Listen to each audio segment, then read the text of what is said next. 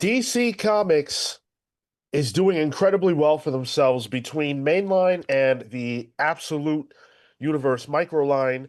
People can't seem to get enough of DC Comics. While everywhere you turn, whether it is Reddit, Twitter, or a YouTube channel like ours, you are hearing constant complaints about what Marvel is doing in their comics. That being said, Marvel continues to dominate the sales charts as they have for pretty much the last 50 years. So the title of the video is what can DC learn or what can Marvel learn from DC's success? But my other question is, does Marvel need to learn anything from DC's success, given their own success? This is a winding web. We're going to talk about all of that today on the Comics Pals. To have this conversation, we have Cale. What's up, hot dogs? We've got Tyler. Good morning, internet. All Done right. worse. No, I, All I right. didn't feel right coming out of me. Yeah. Someone around here used to say, "What's up, internet?" But his Oof. energy was higher than yours, Yeah. Someone having energy higher than mine. It's not hard. especially at 10:15 a.m. Yes, that is true. And that was at 11:15. That's also true. I forgot that. Those were the good Man. old days. Oh, well, I don't know about that. Remember sleep? No. And I'm Sean. Thank you guys for being here, whether you are live or in the future. Make sure you smash that like button if you enjoy what we Smash it. typically tend to do around here. We haven't gotten to anything yet, but we've got a lot of show to do today. And I am very happy to be back. I missed you guys. I hate missing the show. And it was torture to not be able to chime in on Thursday um, about the reviews. So, but you guys did a great job. It was a good Was show. there anything pressing that you felt we didn't address? Um, no, I think you guys did an excellent job. I'll tell you my pick of the week if you care. It Go was on. Ultimates. Oh, okay. That's where people Okay. were wondering Yeah. if you'd had a different Yeah. take on that. I'm not Yeah. terribly surprised by that. Yeah. I thought it was amazing. I Uh, felt back with that issue. We were fending for our lives in the. we're fighting the chat. Yeah. Yeah. I mean, look, I don't think you guys were wrong either. I Yeah. just felt differently. Um, that's all. I think we would have had a similar conversation about New Gods though. Like I think it was in a pretty similar type of book the Other other end of the way. spectrum. Yeah. Yeah. Yeah. Yep, I absolutely agree with that. We also have to shout out someone who is amazing, that being D'Angelo Clark, who 3 minutes ago decided to join our Patreon at the highest possible tier, becoming a Pals vs. Legends. So thank you so much, Wow. D'Angelo. Sick. Wow. Really appreciate you getting us started the right way early in the morning. Thank you so much for that. Great timing on that. Don't know if that was planned. Probably was if it was 10:15 on the dot. Had to be. Thank you. Appreciate that so much. It's one of my favorite things when someone joins the Patreon while we're live so we can celebrate and praise them. D'Angelo, hopefully you're here. Would love to be able to meet the man, or sorry, meet the person who's being so generous this morning. And Sylph Stevenson kicking us off with the super chats. $2, money to make up for me using ad blockers. Absolute queen. You do not have to apologize for that. Uh, we all do. Yeah, I guess I'm assuming by what Tyler just said he does too. I use ad I blockers do too. all the Yeah. time, so it's all right. And when that ad blocker pop up, it's like, hey, do you want to support X?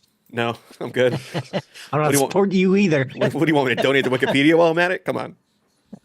Well, you should donate to Wikipedia. It's true.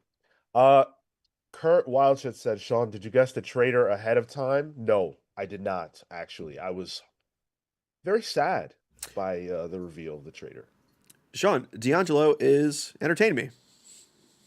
Oh shit! Oh my goodness. Okay, that's awesome. Entertain me. Now we know who it is that we are entertaining on a little more of a personal level. Thank you so much Cool. for the double dip And you've been around for a little while now, so clearly we're doing a good enough job of entertaining you. Thank you. Entertaining D'Angelo. Yeah. Yes, yes, I love that. Thank you so much.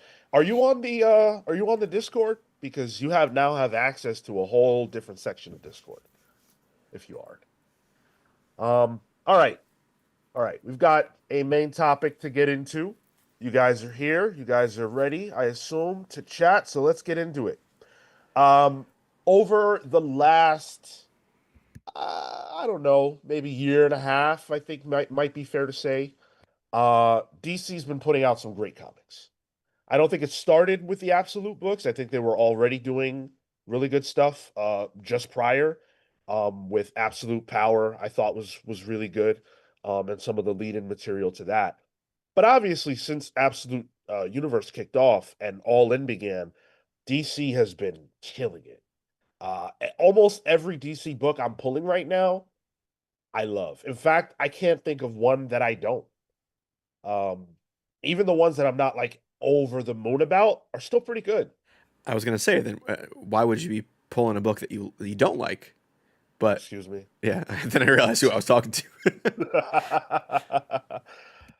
But that's like this is probably the first time in my life as a comics reader where I can say that I am more entertained and more enjoying what DC is doing than what Marvel is doing. Is this the first time? Well, I'm assuming is your pull list more DC at this point, It's a good question. Yeah, it has to be. Yeah.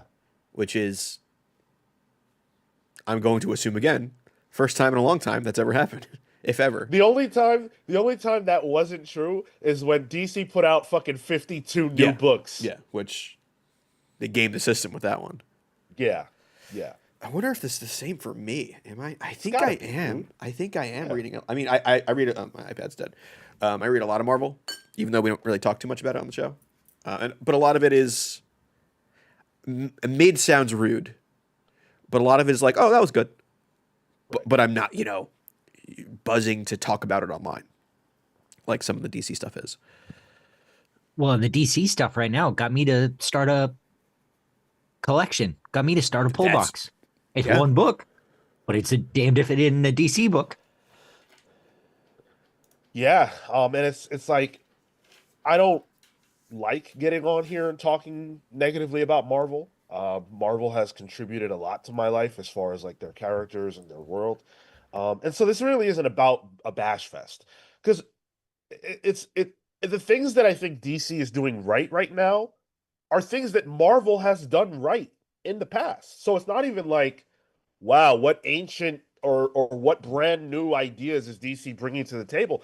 I don't even think they're doing anything new. I just think they're doing old things really well that Marvel isn't quite tapped into right now. The first example I want to just jump right in with is about their event to mainline pipeline. So the Absolute Power book and then the follow-up All In special really created a playground for DC, not only in mainline, but in Absolute. Like it really set the table for all that stuff. And then then DC said, hey, if you care about what's going on with Darkseid, if that story intrigues you, read this, and that. Go get New Gods. Go get Challengers of the Unknown. Go get Question All Along the Watchtower. Go get Justice League Unlimited. And guess what? Not only are people buying those books, they're really good. And they're titles that, in some cases, couldn't stay on the stands before. When's the last time New Gods had an ongoing? But they're also titles where like they're letting the titles just speak for themselves. Like it's not Absolute Power Challengers of the Unknown. Like no, they're putting out an actual Challenger of the Unknown story. But That said, narratively, Batman is still in the Challengers of the Unknown well, book. every week there was a new DC like Justice League Yeah. head honcho Yeah. on there. But narratively, they're really good at pointing you in the right directions and chaining their books that I don't And think even- Marvel is doing at all right now. And even before Absolute Power, I think Doom Patrol was a really good example of that. Well, that was the Mark Waid Lazarus Planet, where Yeah. that was Yep. a spin out of that. And honestly, Yeah, that's a great point.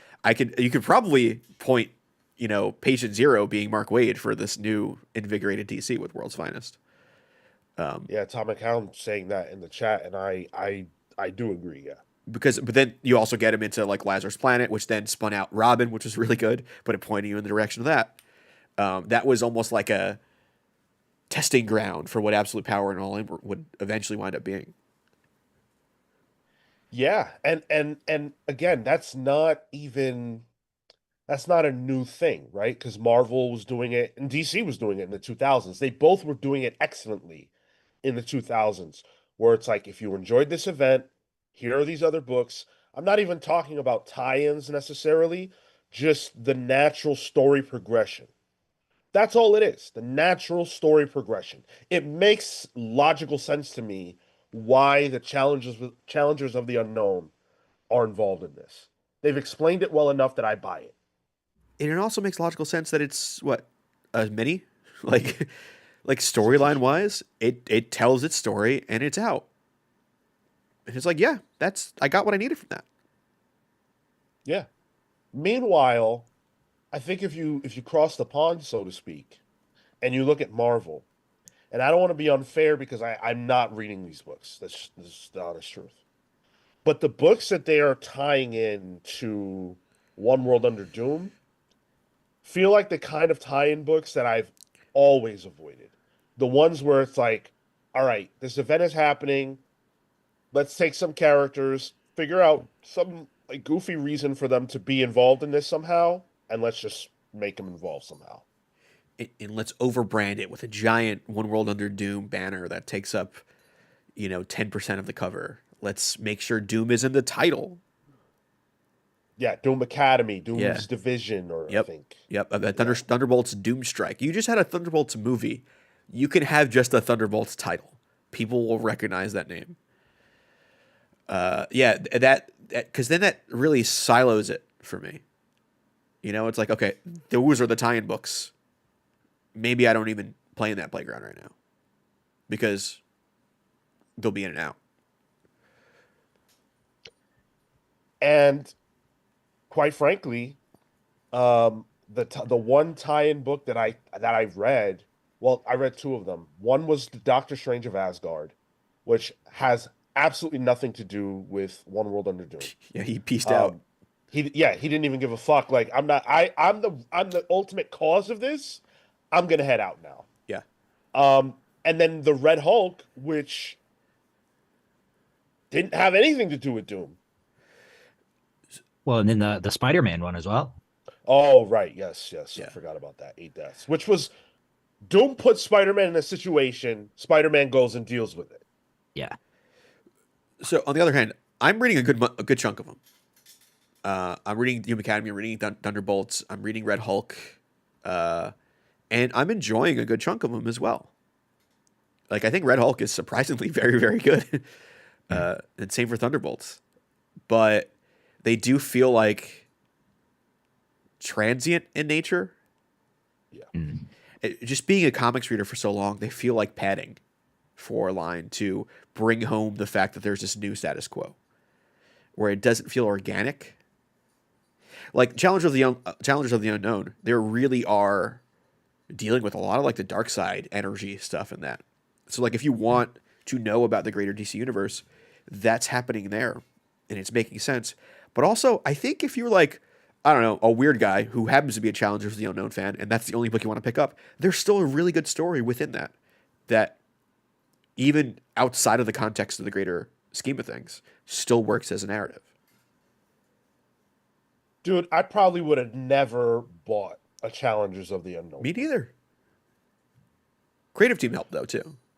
Creative team helped for sure, but for me, the premise was like, all right, the premise plus the creative team was like, all right, I'll try this. Yeah. Then I was blown away. And you need at least two to get someone to buy a book. Two of those three: premise, creative team, or character. Yeah. Yeah. I just I think about after Civil War, and they launched Avengers Initiative, and how that felt.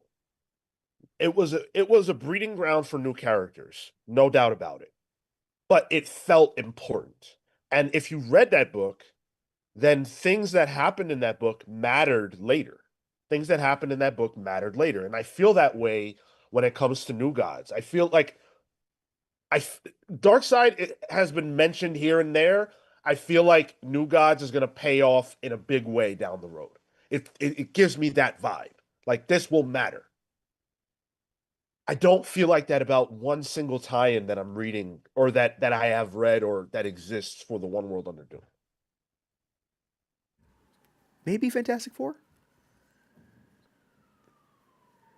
But that was also telling the story that One World Under Doom is kind of took the reins of and expanded upon. Well, but you also have to think like, surely the Fantastic Four are going to be the ones that are going to deal with this, right? Like, You would think. that's their guy. Yeah, like I'm not even fully sure I agree with Fantastic Four feeling important, but if there were going to be a book that should be important in relationship to Doom, it really should be the Fantastic Four. And so I hope it becomes relevant. Um, But none of the tentpole books feel relevant. And yeah. that's worse. Think about again, I go back to Civil War and I feel like I'm, beating a dead horse, but uh Amazing Spider-Man was a big deal because you wanted to see what decisions he was going to make. Reading Core Iron Man was a big deal because it was telling his side of the Civil War. Like they were relevant. Couldn't wait for New Avengers to see who was going to turn and who was going to escape. And Exactly. Go ahead, Tyler. I was going to shout out Matt Fisher's 2 super chats here. First one being, I know you saw that, Sean, which he sent on Palace Pools on Thursday. yeah, But you're not even. I'm like, sorry, but he's not here, so he Yeah. did not see it. I caught that. Like, you thought you saw Cale? You thought he was me? You thought I'm like, man, I was in my Michael Jackson era? Matt You got the Fisher didn't have his vitiligo. glasses on. Well, he's probably driving. That's why. He's like, man, Sean hasn't really talked this much this episode. Yeah, right. Matt, I did see it. I did see it. Thank you so much. What Matt Fisher's referring to is the Solomonster Sounds Off podcast, the wrestling podcast that I deeply love.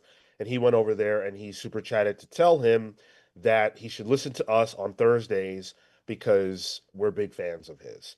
And Solomonster did not this time commit to wanting to watch the show, but he did shout us out, which made my day. So thank you. Take that. Very nice. Well, then Matt also said, Thunderbolts has been the best thing about One World Under Doom. Wood, as you can abbreviate to, doesn't have the same ring to it. Dan If you says, say so. Dan says, Cale and Sean both have beards. It can be confusing. Sure. Yeah. Beards, You know, glasses. I don't see Headphones. race. I don't see race. Yeah. So, Who are you, Triple H? I think he does. Kurt Wildshit said Marvel hasn't done an era in a while. They are more event focused. I think Marvel really, really, really heard people's complaints loud and clear about event fatigue and tie-in fatigue.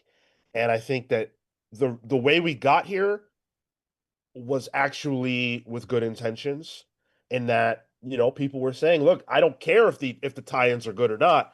I don't want there to be all these other books that I need to tap into to fully grasp what is happening in the main event. And ever since those complaints reached a fever pitch, Marvel has changed the way that they handle their event sandbox pipeline. They just don't do it the way they used to. They almost overcorrected. Yep.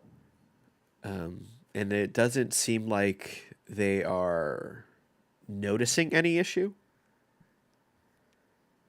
I mean, they're still selling, hand over fist. So what's it matter? And that's what Sean brought up at the beginning, the intro. It's like, Yeah, should yeah. they even change? Do you think it's been this way since, not Secret Invasion, Empire. The other one, Empire, Secret Empire.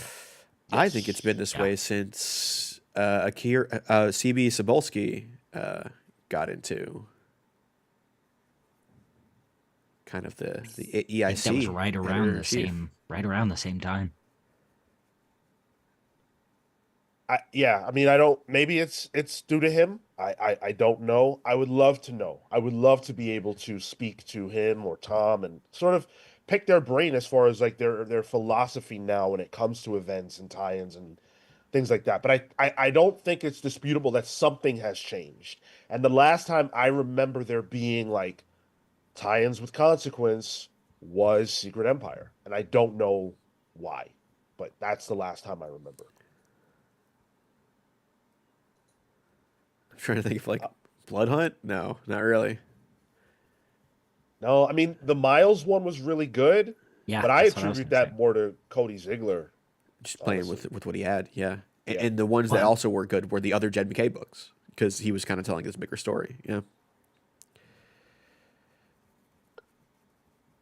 But I don't think events are the only place where DC is doing it just slightly better than Marvel.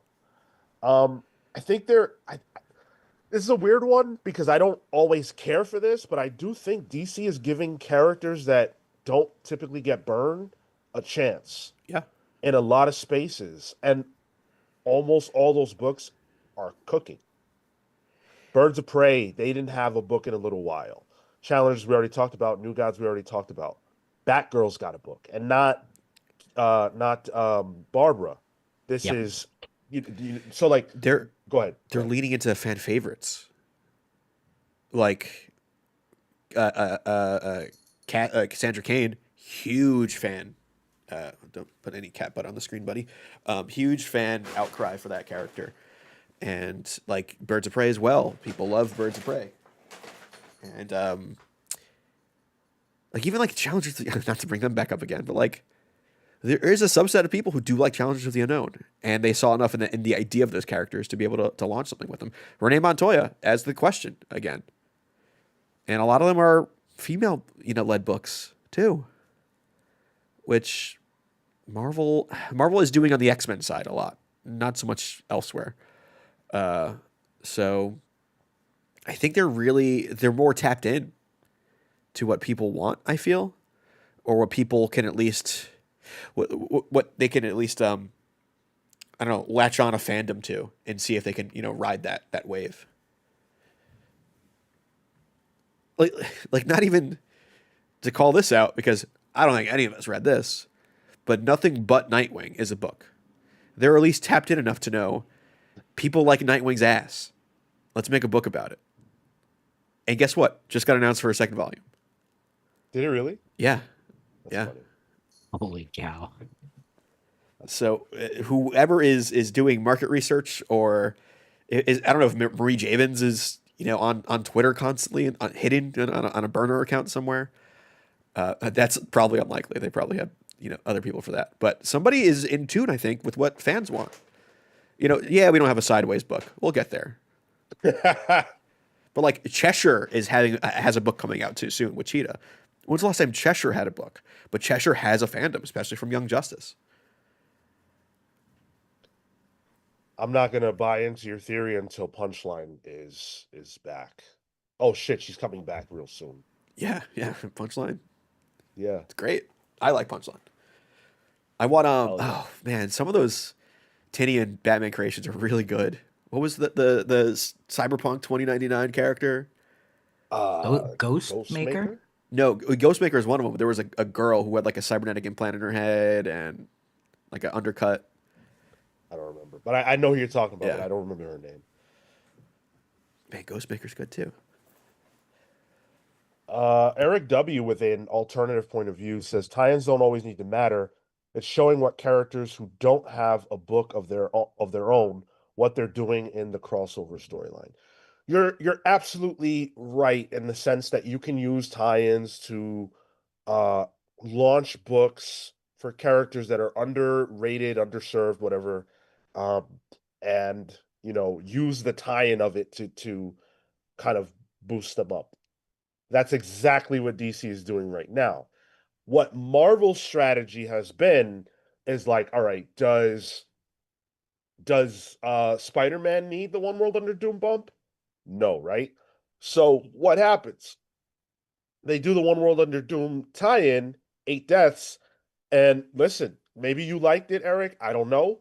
I haven't heard from anybody who enjoyed that, the 8 deaths. And it didn't feel like something only Spider-Man could deal with. It didn't really feel very consequential. And I know your argument is that they don't need to be consequential. My argument is they either need to be consequential or they need to be really good. And in the case of Marvel, I don't think I can say either one about any of the tie-ins that I have personally read. But maybe we disagree. Um, but yeah, like even Luna brings up Supergirl, I think. Yeah, Luna brings up Supergirl. Supergirl's a beloved character.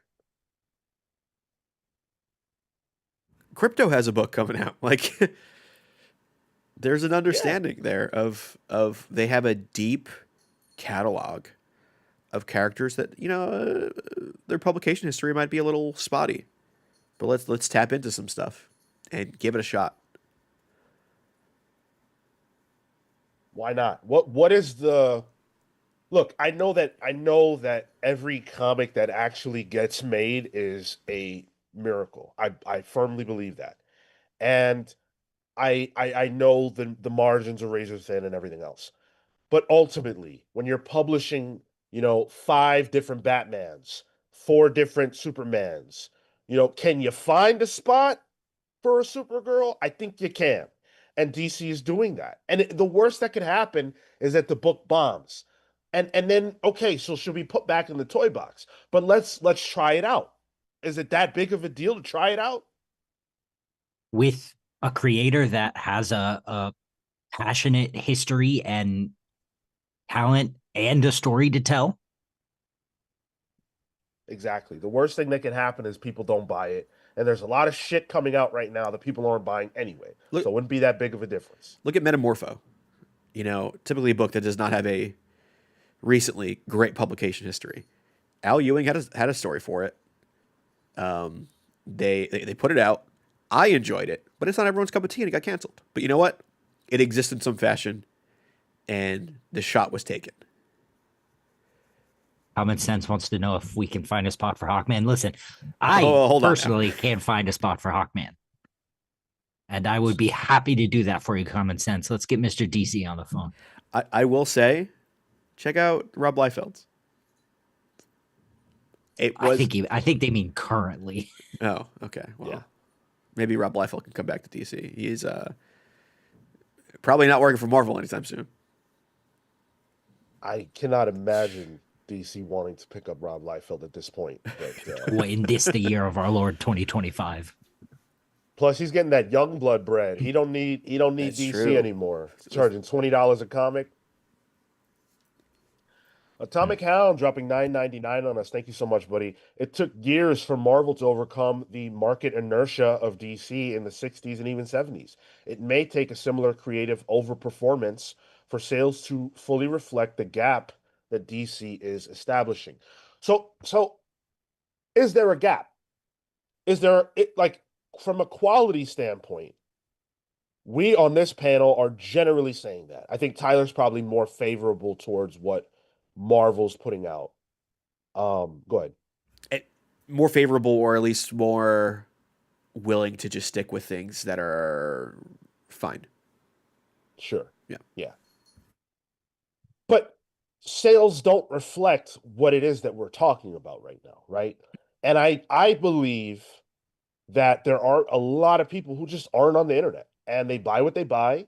And maybe they are on the internet, but they're just not going to sit there and complain, or they're not going to sit there and praise everything that happens in the comics that they're reading, right? And so, Marvel sales are tremendous. Does that mean that people are just going to the shop and just blindly buying their typical Marvel books? Or does that mean that people are enjoying what Marvel is putting out, but they're just not talking about it?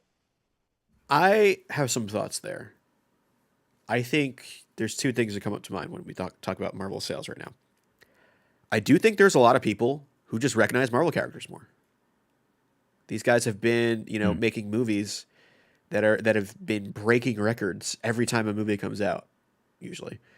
For the past 15 years at this point. So there's gonna be some more just character recognition that maybe somebody who's casual is walking to a shop. Yeah, I'm gonna pick up my Spider-Man, pick up an Iron Man book, and they're not tapped into the internet comics fandom of the ICF. But I also think that variants might be into play here.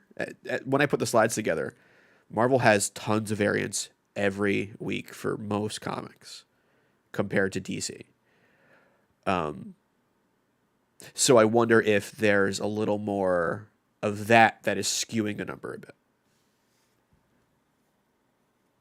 Skewing is a negative word because it's not. They're still playing the game, but I could see that, and I wonder too if there are baked in collectors of things like X-Men and Spider-Man, people who will buy it no matter what, and that goes toward a base foundation of Marvel sales, and then they can just do whatever they want. It's a well-known truth that Marvel's strategy for dominance of the market is volume. Marvel puts out more books than anybody else. And it works because they're getting greater discounts on uh, actually producing the books, but they're also putting out so many titles that when you go to your LCS, you're going to be bombarded by Marvel books. And I'm not denigrating that strategy. They've done great for themselves for many, many decades, and I think that's great. I do think it I wonder what the numbers would look like if Marvel and DC were publishing the same amount of books. I don't have an answer for that, but I do wonder. I don't think we'll ever have an answer for that either. I think it's always going to be the case, honestly. I think that would be impossible to quantify. Yeah. But I would be interested. You're right, Sean. Yeah. And I'd be curious to see what a core line would look like for each of these people if they were limited in a sense. Common sense hitting us with the $9.99. Hopefully the message is common sense. I believe Marvel needs to lessen Spider-Man, X-Men, and Hulk titles and focus on other heroes. What heroes do you want to have a solo title? I want Quasar. Wendell trains and gives Avril more of a unique personality. And I do like Avril as Quasar. Love Avril Lavigne. I don't know Quasar, but I bet that's a good album. All right. Yeah, that was a bit of a complicated joke there. Nice. For me, I would love. I don't think they need to lessen the Hulk titles. There's like 2. But I was like, wait, what did the Hulk do wrong? Yeah, he's catching strays here. Jeez. He's like nowhere even close to Spider-Man and X-Men. But you're going in the right direction, I think, common sense, with Marvel space stuff, which, if Hickman's Imperial is to be believed, we are going towards there. I want a Nova book. Nova is one of my favorite characters. I would love to see more Nova. Either Sam Alexander or Richard Rider. Good old Dick Rider himself. I don't know if I have an answer. I think I would just like to want to read Marvel. I'm really enjoying Amazing Spider-Man. The Ultimates line overall is kind of starting to flop altogether for me. And I guess I'm enjoying One World Under Doom, but like that's those 2 titles. Like I can read literally nothing else about within Marvel but Spider-Man and this, the main issues of the Doom event, and I'm great. I think I just generally want to be excited. And like I'd love to see a Luke Cage book. I think Luke Cage needs more love. But really it's not about the actual titles that are coming out as much as it is about the quality and what's happening in them and who's doing the storytelling. I mean, look, the X-Men line, right? Not to go back to that well, but the all the solo books,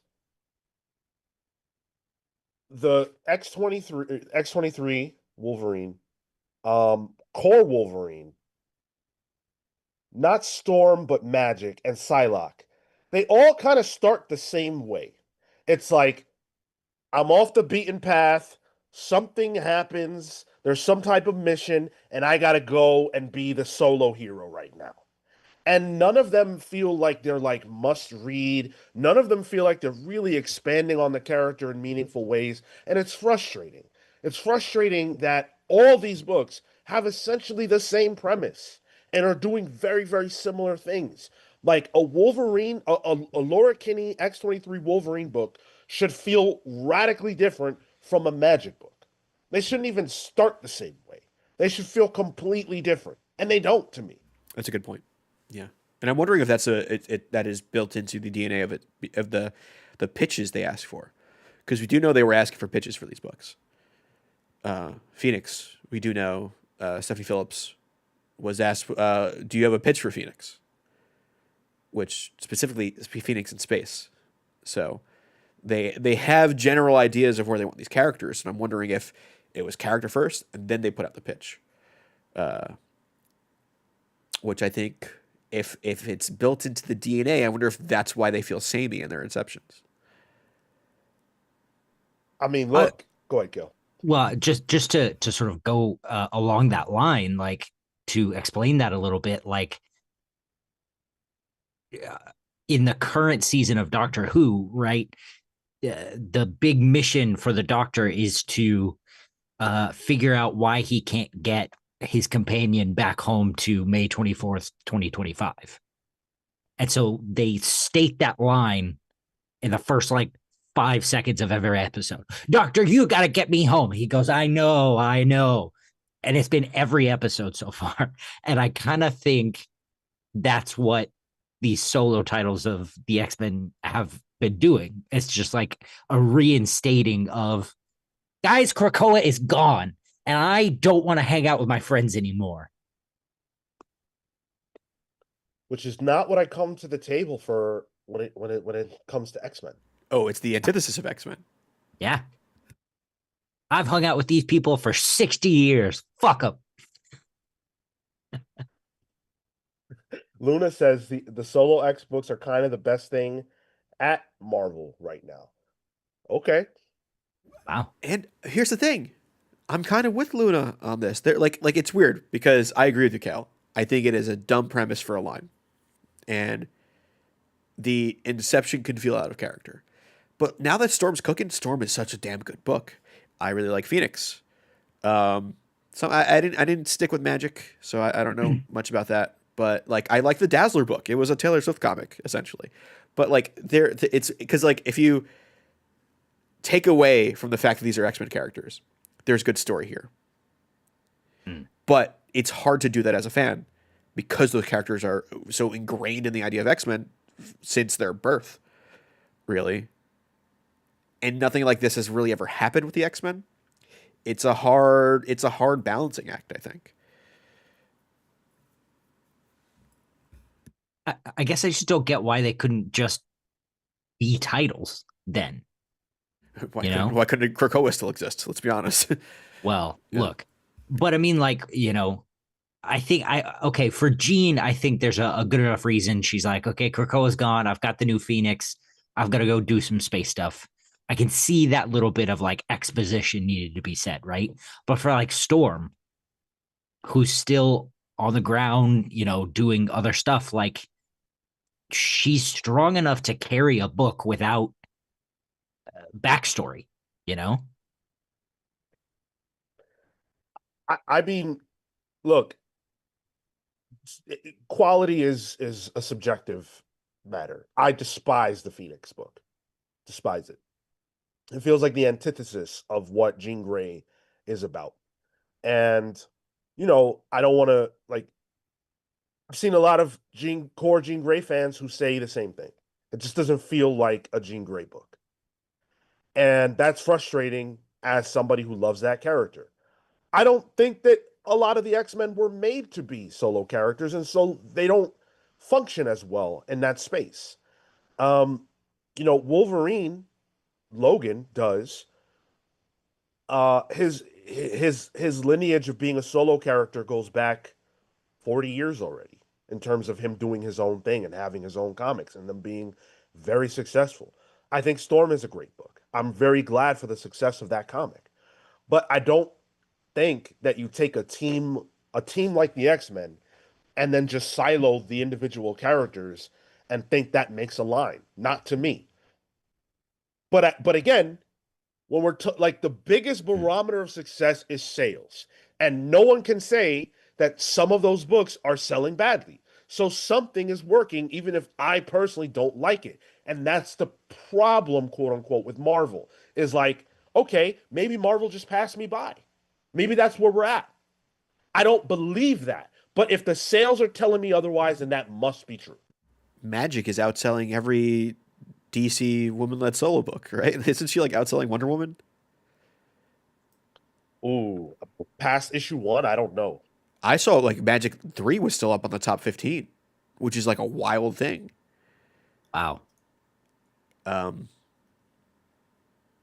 Well, we're looking that up. Flo sent a $5 super chat. wrong country. He says, "Isn't it insane that X Force can't make it to 12 issues? Even books I liked at Marvel, I fell off of because they relaunched for no reason." The official word is that those books were meant to be 12 issues, right, Sean? Isn't that the stated? X-Force was definitely canceled. Okay. Ahead of what Jeffrey Thorne wanted more. He had plans for more. Sure. The book was canceled, and so he didn't get to do those things. I think that Nyx, NYX, whatever the fuck, was planned to be what That's it probably is. what I'm thinking of. Yeah. I think that's true. Yeah, that's what I heard. Because at least that storyline is spinning out into that Miss Marvel event thingy that we're Right. getting. So, yeah. Right. And then obviously the books like Sentinels and Mystique, those were always planned to be minis, and X Factor was always planned to be, I believe, the 10 issues that we got. So I'm looking at the ICV2 top 50 for March, and it looks like, yeah, it looks like Magic #3 was the 17th best-selling book, and Wonder Woman, Core Wonder Woman, well, shit. How could this be? I don't even see it. My eyes got to be fooling me here. Command F or Control F. Good point. IT Good guy. point. I don't see. I just use the internet. I don't fucking know how. You could just Something ask must be Grok now, wrong. Sean. I was looking for the poll picks for next week, and I caught myself scrolling League of Comic Geeks, and I was like, I have the issues, I have the numbers. Why don't I just search these? I don't see Core Wonder Woman in the top 50, and that Ooh, feels wow. not. I mean, it's possible. I don't. Nah, because there's two absolute Wonder Womans in this, 6 and 5, and no Core Wonder Woman. Could it be the case that Okay. Immortal Thor is outselling Wonder Woman right now? So I'm looking at April's. So I'm doing April 2025. Wonder Woman is Wonder Woman 20 is number 48. Wow. And Magic number 4 is 31. So Magic number 4 drops, but it's still above Wonder Woman. I'm going to tell you this. I think that says way more about what people think about Wonder Woman than it does about Magic. Fair. Because that book was not always selling that poorly. Something is off. And I personally think it's got a little something to do with the fucking Sovereign and his endless monologues. And then the Sovereign would be like, yo, check out this Eisner nomination I got. but there you go. Like it's always like that. So like I'm definitely aware that people have different tastes, and And look, hats off to the creative team behind Wonder Woman, but I don't know. I don't want to get on the I don't want to bash it right now. Ben Loudly with the $10. The thing that pisses me off about Marvel is that they appear to value control over the product more than the quality. Think about all the cool characters that they have that they do nothing with. Do you guys think that Marvel, and again, to the degree that we could possibly know, we don't work at Marvel, we don't know the behind the scenes. Do you think that Marvel is too controlling of what their creators are allowed to do in their space? I think they're too controlling over what characters they spotlight. Mm. Mm. I think that there is clearly, and there's no confirmation on this, but if you read the books, you can tell clearly either a mandate from up top or a whiteboard somewhere that shows, hey, here are some characters that are going to be important soon. Let's focus on them in the comics. The X-Men solo books are the clear example of that. And I think there's a degree of we don't care what you do, just use these characters. Yeah. Venom's got to stay in it. Mary Jane has to stay in something. Look, you want to cuck Peter Parker? Fine. Well, even more recently, like Jeff is getting a book because he was popular in a video game that is still lighting the charts up. A known, essentially a background character that now is super popular. There's a reason why Magic is even in a top 50 list. So I think it works for them in some ways, but it definitely feels like there's less of an organic. Like remember, God, I'm like a comic book boomer at this point. But like Bendis' Avengers, he used to throw people in there like Luke Cage, bringing him from the brink of he was about to be in the Kia Asylum, if you guys know what that means. Nope. Okay, from the brink of obscurity, and the Kia Asylum. Kia is a musical artist who is irrelevant, so they call that the Kia Asylum for irrelevant people who go there. But then he reinvigorated Luke Cage and made him who he is now. Like it's rare that we organically see characters get that in wrestling, Sean, the organic pop and the build up. We don't see current carrion crosses in comics at Marvel at this point. See, my mind when that came up, my mind went to Miss Marvel, Captain Marvel, Carol Danvers. Okay, yeah. And I thought about how, Marvel definitely wanted, there's no doubt, I know it for a fact, Marvel wanted Carol Danvers to be a bigger deal in the mid to late 2000s going forward. She is the main character or one of the main characters in Civil War II. And Bendis did a lot of work with her in the 2000s. And then she also had a solo title throughout. Concerted effort. The thing is that what Bendis was doing felt natural to the story that he was telling.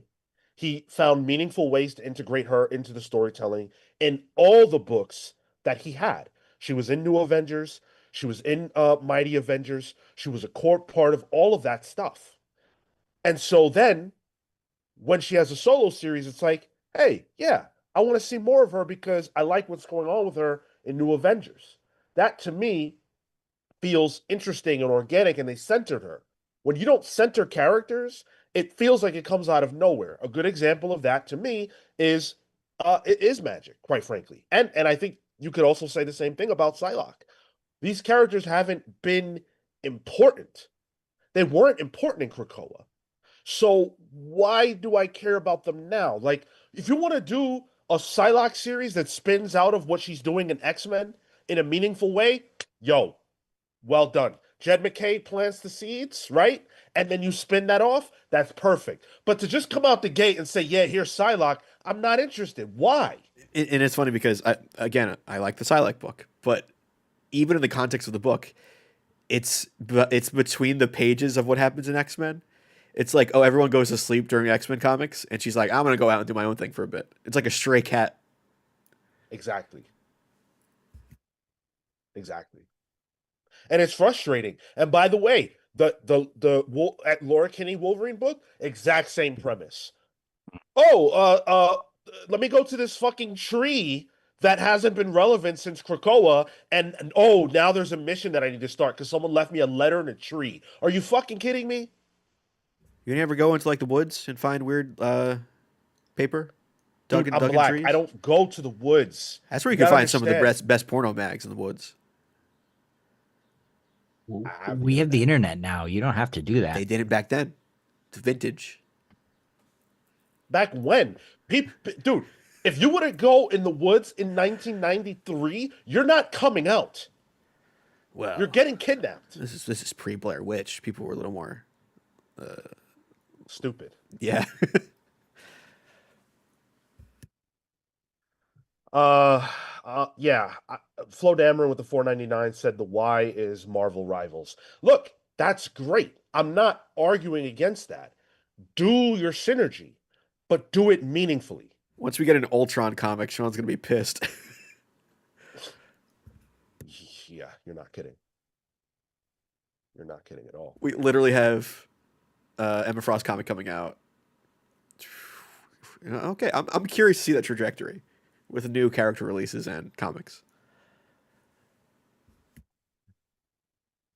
The Emma Frost book, I don't know. I don't remember the exact solicit, but I think it's a. Is it a flashback book? It is set during her Hellfire days. Yeah, God. I mean that's when the costume was kind of hitting, but you know, just that's the Gooner book. Let's be real. Dude, every book Emma is in is a Gooner book. If you're me, If Sean's like skill issue.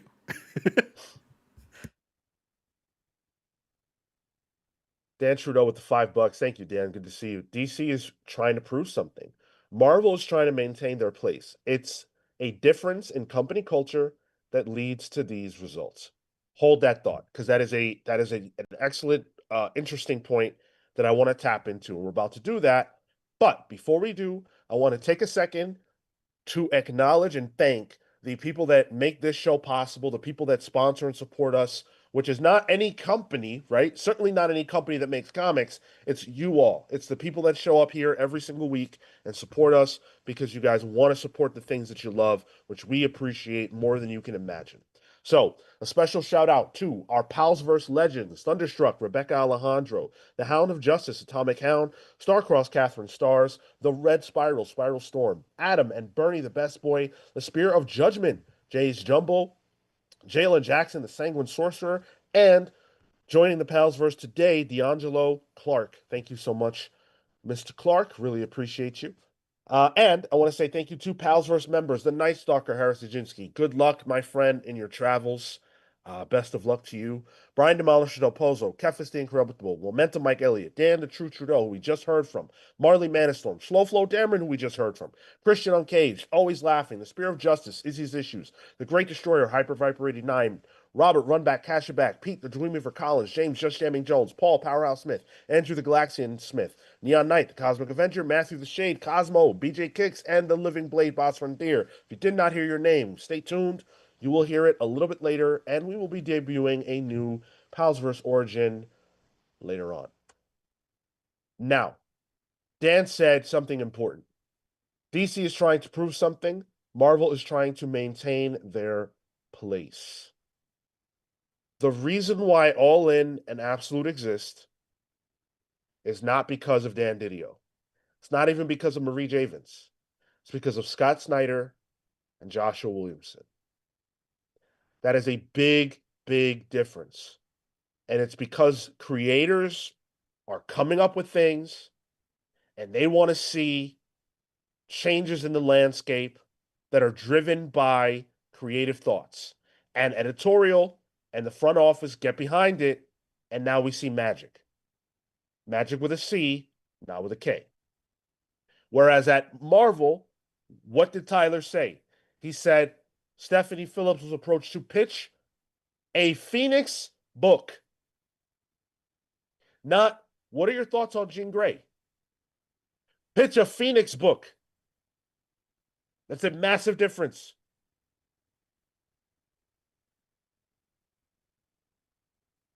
It's the creator led approach that just Hmm. feels better. I mean, maybe it's because I'm a seasoned vet at this point when it comes to reading comics, but you can tell when a book is a creative vision first and foremost. It just seeps through the page, and I Yeah. think that I get that feeling so much more from DC at this point.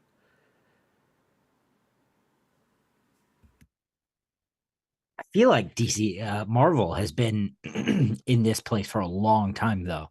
And you know, maybe I guess I can't speak, as far back as Civil War, but uh I remember Kate Leth talking about she used to have a podcast at one point and she talked about being approached for to do a book and I think they gave her a list of characters she could pick from, and Patsy Walker Hellcat happened to be on it, and she has always happened to love that character, and that's how she got that book. But obviously by doing the great pitch and doing her own other work and stuff, but even still, like that book was one of those that I don't think it did very well, and even what it did was um relaxed at best.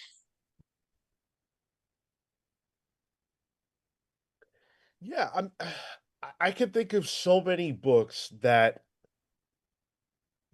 are coming from the creator's mind in terms of like, this is why this book exists. Like, did Marvel have some major push for fucking Hellcat when I think it was Cantwell that was on the title? Yeah, great book too. Yeah, yeah, yeah. Yeah, I didn't even like it, but it sticks out to me because what other reason, like, you guys liked it and that's awesome. What other reason would there be to publish that book other than let's take a chance? it also spun out of his Iron Man run, or there was a little Cantwell corner. Ooh, that Oh, sounds that's good. true. Yeah. Where he was kind of working in Yeah. that Iron Man run though. Oof, high recommend. And it's like I just don't know if I feel like we're getting a lot of that kind of stuff out of Marvel right now. And it doesn't have to be the case that it's like an obscure character. It could be anybody. Like I would say Philip Kennedy Johnson on Hulk, doing the horror Hulk stuff. He's doing what he wants with that character. It's really good, and that's what's up. I'm all in on that. Al Ewing, Immortal Thor. It wouldn't even be called Immortal Thor if it wasn't Al Ewing. He's telling his own story. I love that. Tyler, have you kept up with Iron Man, or did you say you dropped it? I did drop it. Yeah, I gave the old college try. Yeah, and that book came out of a journalist who specifically covers stuff that would like be relevant Yep, to Iron Man. yep. So like I don't know, it's one of those that's like you would think that would be a good one, but like how did this guy get that? He, When Iron Man is a marquee character. well, that's the thing though. Like, it wasn't for me, but I applaud that kind of style. Like I applaud that there's a creator who has a certain POV. Give him let him do something with a character that right now isn't really being used as much as he usually is. Like if Marvel did that for a whole bunch of their books, like Ta-Nehisi Coates, that worked out for Black Panther. They took someone didn't really work in comics, creative vision that came out with a book that fucking killed and reinvented the character.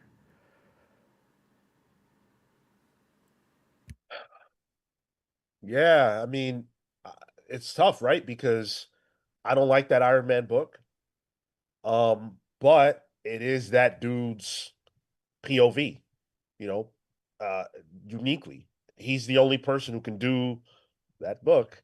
And they got him to do it. But it's like I want to complain because he's not a comics creator. He's a journalist who's doing comics, and I want that shot to be given to somebody who does comics. But it worked out in the case of Ta-Nehisi Coates. You're absolutely right, and so I can't. I can't argue with you, even though I want to. I'm frustrated that that guy got a shot rather than someone who's been doing comics. And quite frankly, in this specific instance, I think it'd be a better book if it were written by somebody who does comics. Because that first issue was Baby's first comic script, and like it's Yeah, just obvious. somebody who maybe helped him with the scripting, or you know made the plotting more of a comic book plot, or less of a comic book plot. They gave Ta-Nehisi Coates Brian Stelfreeze on art, who Yeah. I guarantee you was a big help for Ta-Nehisi kind of getting his feet on the ground in the comic space. I don't know if they did Spencer any favors, but I, for whatever the reasons are, I don't think that book is particularly good. Common Sense dropped 4.99 on us. Thank you, dude. Sean mentioned Initiative. I am surprised Marvel didn't push Ultra Girl to be more popular like Kamala. Ultra Girl is half mutant and Kree, and she met Carol. I think that she predates what the MCU and them pushing certain characters. Um, she was a New Warrior first, I believe. So she was like chilling with Speedball and all those guys. Pre pre initiative or post? Pre. Okay. She might have been part of that crew, that Stanford no. crew, actually. Because I don't know who that is, so I'm not. If you look her up, you might recognize her as like a typical background character in a secret invasion splash action scene. You know, Yeah. ugly costume. Gotta say, I don't like orange. Yeah. It's like a brown orange. Yeah. Mm-mm. What is this? Yeah, I don't know about. I don't know. It's a cool She character don't though. look great. But yeah, maybe if we do one of those official handbook of the Marvel Universe rewrites, she can pop up. We can redo her. But Yeah, I mean, I think when you flip it and you look at DC right now, you've got someone mentioned Resurrection Man, which we know for a fact would not exist if Rom didn't pitch it.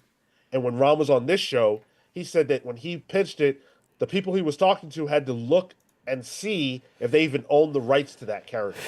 And at the time, he didn't say what character he was talking about, but clearly it was Resurrection Man because that was the book that came out. That only exists with Rom V. So the Supergirl book by Sophie Campbell. I'm sure DC wanted a Supergirl book to exist, but they would have found someone who had something very specific to do with that character that stands out in the crowd amongst DC slate. it feels like a Sophie Campbell book, not a book Sophie Campbell's on. Right. A title that could exist without Sophie Campbell, but not the context of the book could exist without Sophie Campbell. I think Marvel could stand to do a little bit more of that. Stephanie Phillips does have a voice. Grimm is a really good book. Grimm's probably top 5 books for me right now. It's so good. I don't know if you agree with this, Tyler. I would say Stephanie Phillips probably makes more sense for Magic. Yeah, there's a bit of an alt similarity there. Sure. I did see thematic ties between Phoenix and Grimm.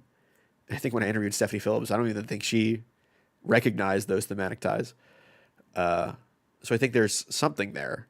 But Magic, I don't disagree. There's also a 6-month gap between those books' releases, so Yeah. she might have just missed the boat for when they were looking for pitches for it. It's possible. Kyle says every comic creator started as a non-comics person at some point. You're totally right. That is completely true. The point I was making was, and again, it's not necessarily a truth. It's just a feeling. Maybe that's because I also want to write comics, but I'd like to see comics writers get their chance, get their shot. I was so happy for Erica Schultz because she's finally getting a shot. She's been grinding for years, and they gave her a chance. That's all I meant. But obviously, yes, at some point you are not a writer of comics, and then you are.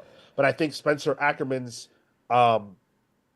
lack of experience writing comics shows in his work. Yeah. And his first job maybe shouldn't have been a high profile character like Iron Man. Maybe you give him a Hallows Eve. You know what I mean? Like what Erica Schultz did. And I agree. I like Erica Schultz's writing, even though she got flack pretty early on in her career, which I don't think was warranted. That's what happens when you write Spider-Man books. Yeah, and like I was thinking too that even though there are some writers who like their first comic didn't really feel like their first comic. I think of honestly Ta-Nehisi Coates' first Black Panther issue. I was like, whoa, hold on now. This Well, there's a difference too between even like writing yes, fiction just what I was gonna get to, yeah. or writing, Right. reporting. well, there's a there. I think there is a separate word for what Ta-Nehisi Coates does, but I can't think of the word. So we'll say fiction, novel writing. There's more narrative in his work. Yeah, there's narrative, and Spencer Ackerman does hard, intense journalism. Well, it's probably the narrative of the mainstream media liberals, though. So, well, listen, I mean, we know Marvel's not that, so. Make sure you guys hit that like button if you're enjoying the conversation. So far, Kyle follows up. There was a time before Al Ewing and before Jonathan Hickman. Maybe they should do a mentoring program within Marvel where up and coming writers start paired with a big name that gradually phases out. Have we ever heard of that before? Problem with that is they'd have to pay their creators and then pay their interns. Yeah, I mean, I want to bring up a Kurt Wildshit comment in a second, but that's a good point. Like, Hickman wasn't Hickman all the time. Hickman was the guy who was writing with Bendis at a certain point. I think they're doing it a little bit now. Like Justine Ireland was with Joe Kelly on that Spider-Man stuff. And they might be doing something similar with the book we're announcing later on. Not announcing, we're not doing an exclusive, but we're going to be talking about Ultimate Hawkeye later. They're doing something similar there, it looks like. I would like them to do more of that, to be honest. Yeah. For sure. It's a good, training wheels sounds harsh, but it is nice. Like Green Lantern right now, Green Lantern Corps, who's writing with Morgan Hampton, who is probably doing the stuff I like about that book. So I do think that is a good way of doing comics, and all signs point to them kind of going that direction right now. Kelly Thompson, notably, was paired up with Kelly Sue DeConnick on Captain Marvel. Excellent situation. We see how that played out. She's one of the biggest names in the industry. Double Kelly James Cale. Tynion. Yeah, James Tynion came up under Scott Snyder. We see how that played out. So there is precedent for that. What you're saying, Kyle, is not a new thought. It's something that has worked historically. Like, I'm sure there are tons of examples that predate my reading comics that other people more knowledgeable than me could point out because it's a common practice in comics. Yeah, who did Mark Wade write with, like way back when, if that's a thing? Right. Bendis did the same thing with David F. Walker. Yeah. Yeah, I wish David F. Walker would do more comics, honestly. What was the comment you were going to bring up? Yeah, Kurt Wildshit said, I'm trying to find the exact one here. Yeah, here it is. I think we also have to acknowledge Dustin Nguyen in the room. We know for a fact that Marvel has had worse page rates for mid-level artists for a while now. Not hard to extrapolate from that. How do you get those top-tier creatives to do these creator-focused feeling books if they don't want to work for you? I mean, look, we've talked at length about Marvel's pay issues, and I think that there's no question, like, you're right. But I don't like they have, like, Stephanie Phillips. I think I simply believe she's on the wrong book. I believe that. I believe that there are other characters who are better suited for her writing sensibilities than Jean Grey. According to the Discord, Spider-Gwen's one of those characters. There you go. People really like what she's doing Spider-Gwen right now. It shouldn't feel generic, and that's the problem that I think I ultimately come away with. That a lot of the books feel generic, and it feels like creators are miscast. And that, to me, exposes a problem at an editorial level of not matching the creator to the character, just saying, all right, yeah, we need to have a magic book. Let's just get someone to get it done. That shouldn't be the way. Like what is it about? I don't want to I don't want to denigrate anybody, but like Saladin Ahmed, what is it about him that made them choose him for Wolverine? What has because I think he's a great writer. I don't think Saladin Ahmed is a bad writer at all. His indie stuff that I've read of his is really good, but it has nothing to do with Wolverine. It doesn't feel right to me. It feels like a miscast. I also wonder if it's one of those things where it's like, hey, we get who can put out stuff in the right schedule. That You know, is that is true. Solomon Ahmed, I think, has a good POV for Daredevil on paper. I don't care much for the book, but Solomon Ahmed had a POV in terms of the idea of, like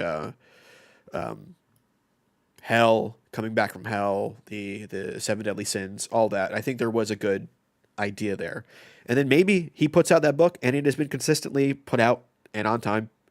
And they just think, hey, who do we got in our stable? Who wants to do this? Who can do the work?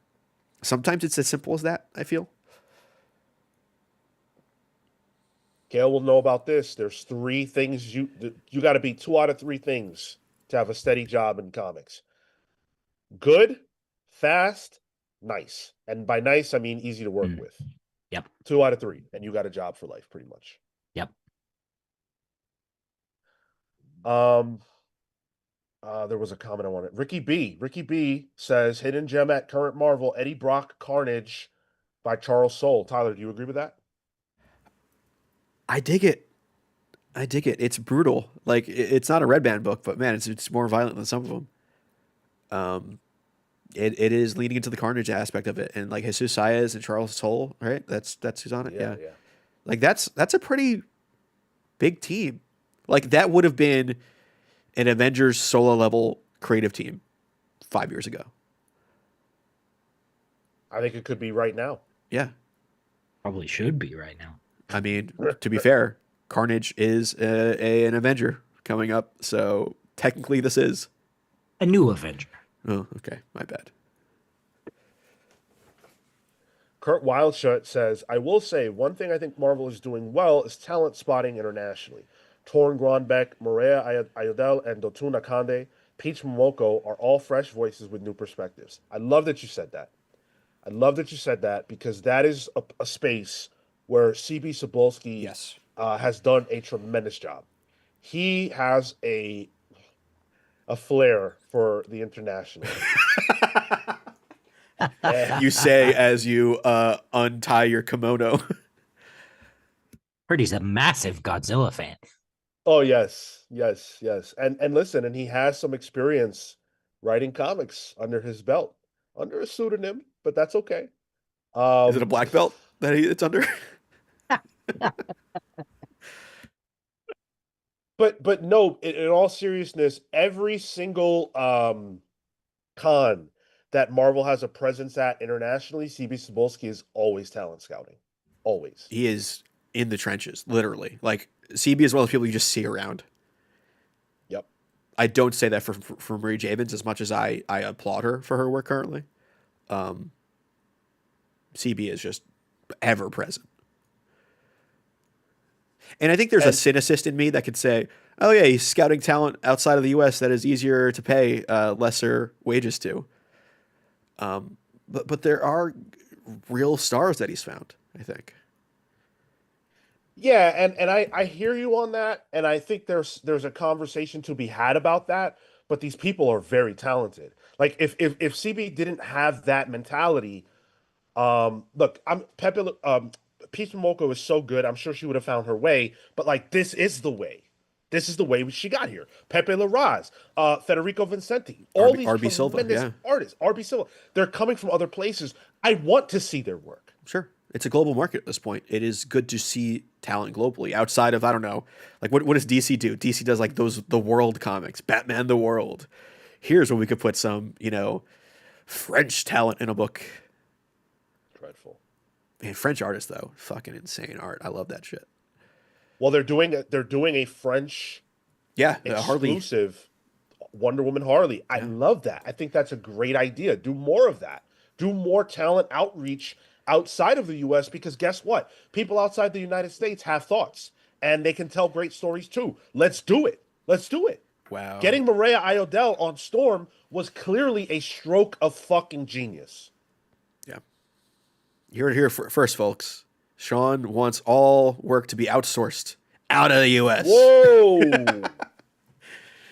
You know what though? I'd rather have that than Okay, expat. well, listen, I'd rather have that than AI. I tell you what. Without question. Without question. Fuck AI.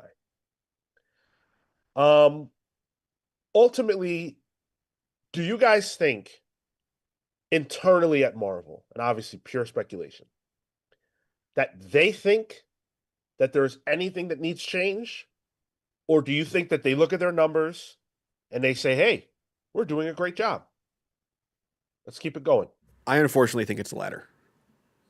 I think when you have market share and you have the money that's paying the bills and everything from the top down looks fine, who gives a shit what the internet says? It's a loud it's a loud minority at this point. I also think there's something to be said about the people who are leading the DC charge that are making it so good. Because imagine if, I don't know, Jeremy Adams came up with, this all-in idea, right? Like it came from his belt instead of Josh Williams and Scott Snyder. It probably wouldn't have happened. Like it had the backing of two massive creators who were able to push it around and get the backing of other creators, who are massive and have a massive presence and a massive ability to sell, which is smart, but it's in the hands of any one lesser, it wouldn't be as good, and the company wouldn't go for it. Or I guess I should say the company wouldn't go for it. I think about and I've made this comparison before. I think about the PlayStation 3 era of Sony and how arrogant they were based on the success of the PS2. I think about the WWE and how arrogant they were after they beat out WCW and bought them out, and how dreadful some of the WWE stuff was until they actually had. I mean, look, AEW is not real competition in the sense that they're never going to be as big, but they're certainly competing for talent. They're competing for attention and all of that stuff. And WWE got a lot better after AEW existed. So I think this is a case of being a victim of success. Success has defeated Marvel, and it continues to beat their ass because they don't have the incentive to pay more. They don't have the incentive to, make changes behind the scenes. Dan Buckley said, we got to bring the fun back to these books. Well, Dan, I'm not having that much fucking fun. I'm not. But hey, I could be in the minority on this one. Maybe Marvel passed me by. And sales might agree with you on that one. I would genuinely love to hear from people who are having a better time with Marvel right now than they are DC. And I don't mean the people who aren't reading DC at all. The people who are, reading roughly equally or just kind of prefer Marvel over what's happening, similar to the way we do it. Our lists are heavy DC, but there is still some Marvel peppered in there. Who do you think is better and why? I'm genuinely curious to know whether we're speaking into a silo. You might have the wrong audience for that. This is a Marvel podcast. What do you mean? Hey, it's a Marvel podcast. I don't know if it's a Marvel audience. I wish Mike Elliott was here right now, because I know that he kind of chafes when we have these conversations, and he really loves Marvel and loves their current output.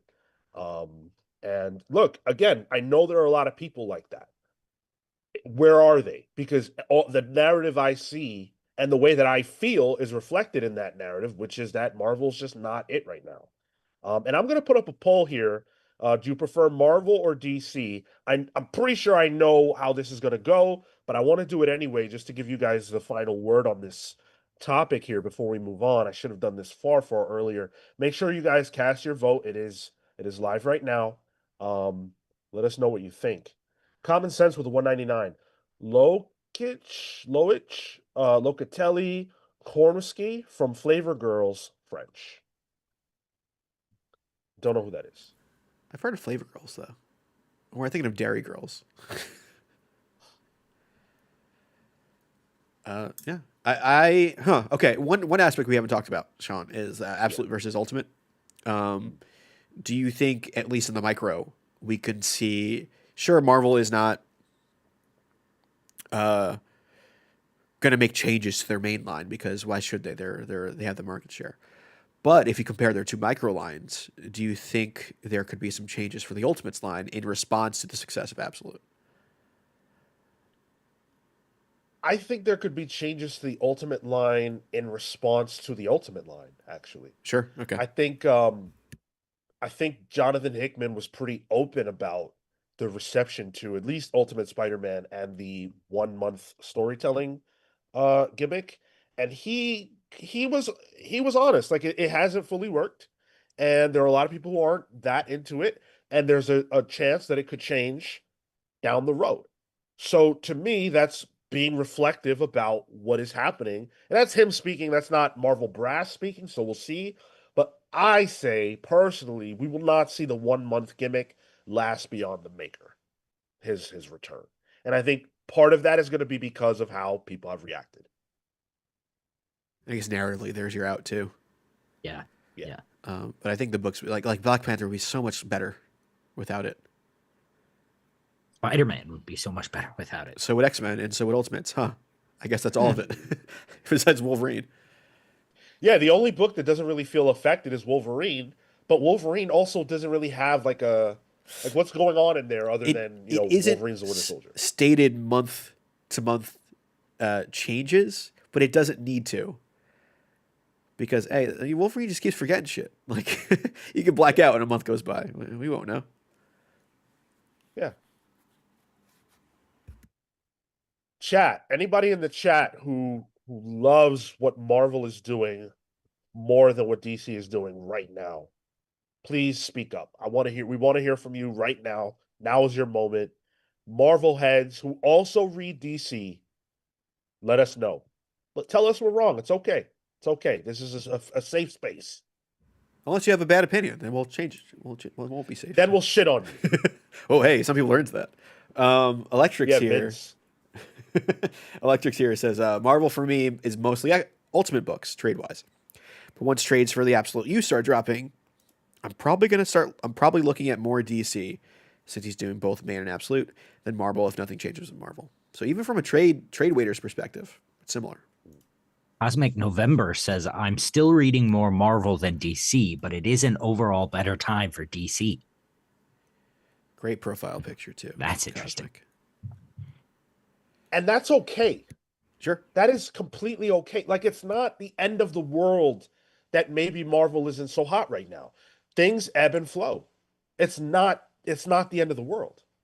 It wasn't that long ago the title of this episode would have gone the other way. 100. 2023. We've done many of these. And that's Big Two Comics for you. It's since their inception has been a seesaw. Maybe not in terms of market share, but definitely a seesaw in terms of creative vision. No doubt.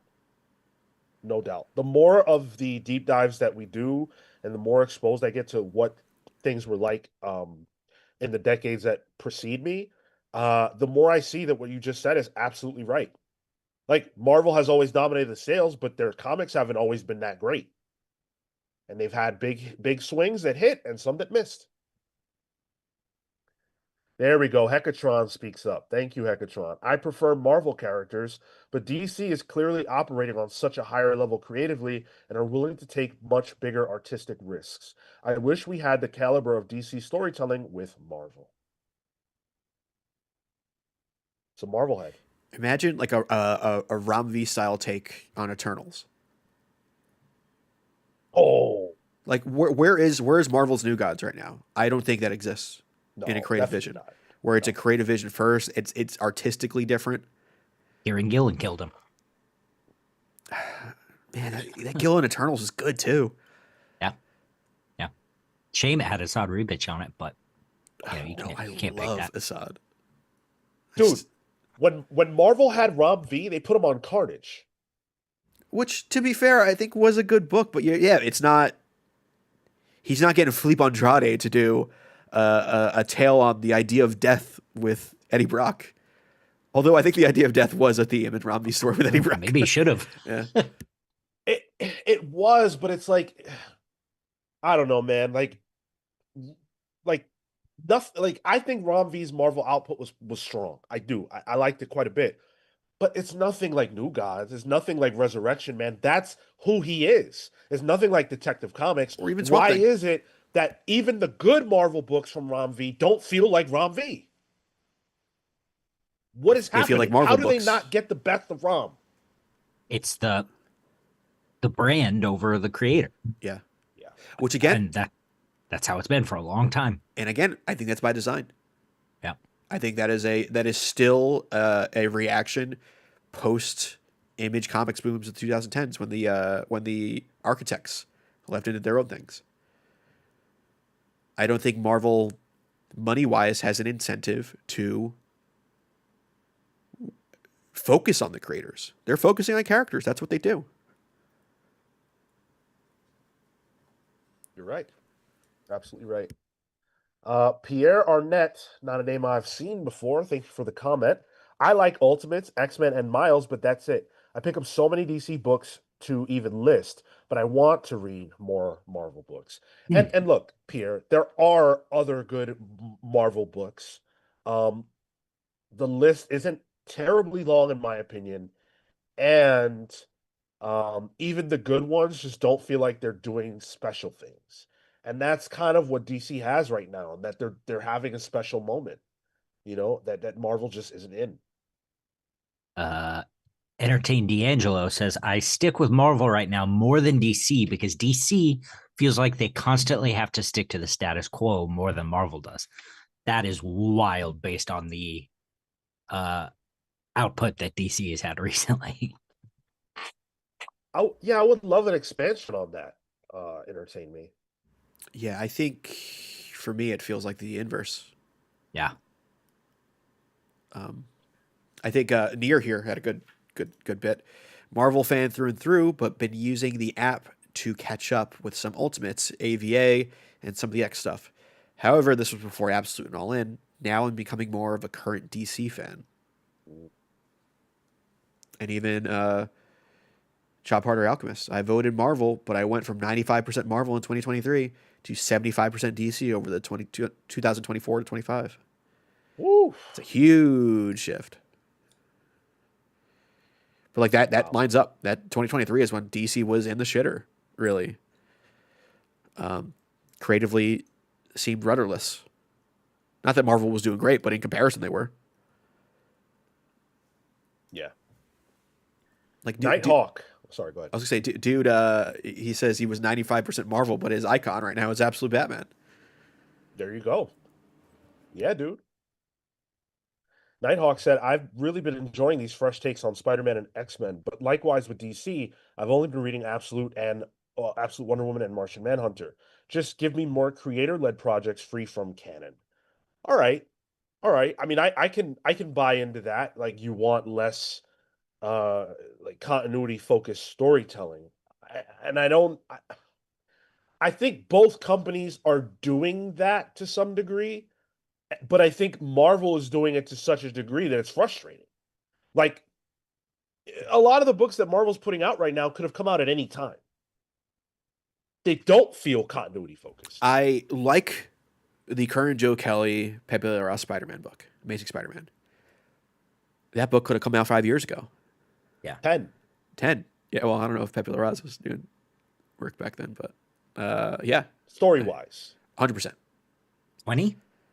Yeah, why Well, not? 30, fuck it. Itsy Bitsy didn't exist back then, but it's a Joe Kelly creation, so he could have made her. I think you're right. Yeah, I think yeah, like very easily could have replaced Hobgoblin with the culty Green Goblin and Humberto Ramos art. I think it would fit in exactly. Could have been a Menace story with by Chris Bachalo. Yeah. Yeah. Yeah. Which, to be funny, that's when Joe Kelly was writing for Spider-Man previously. Yeah. But I also think like in the case of DC, they've reinvigorated the canon. You know, so even the mainline stuff feels relatively fresh. In the case of like the stuff that is, you know, even on the periphery, like I'm thinking of like the Flash, you know, while it's related, it's not slavishly attached to it. Which is I think that's a fine place to be.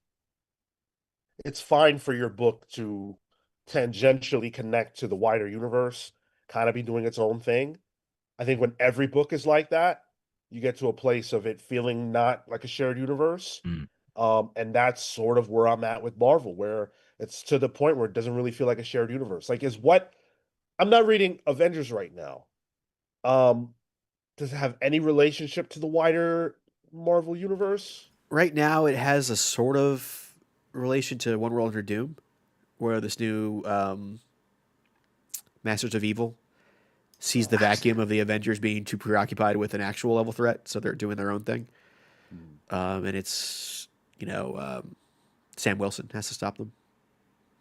But it's Sam Wilson and a new suit that is like their home base. It's very side tie-in. But just that. Like Storm is dealing with gods and cosmic entities in her solo book. She's also just an Avenger in the Avengers book. Like the power level discrepancy is wild from solo to team book.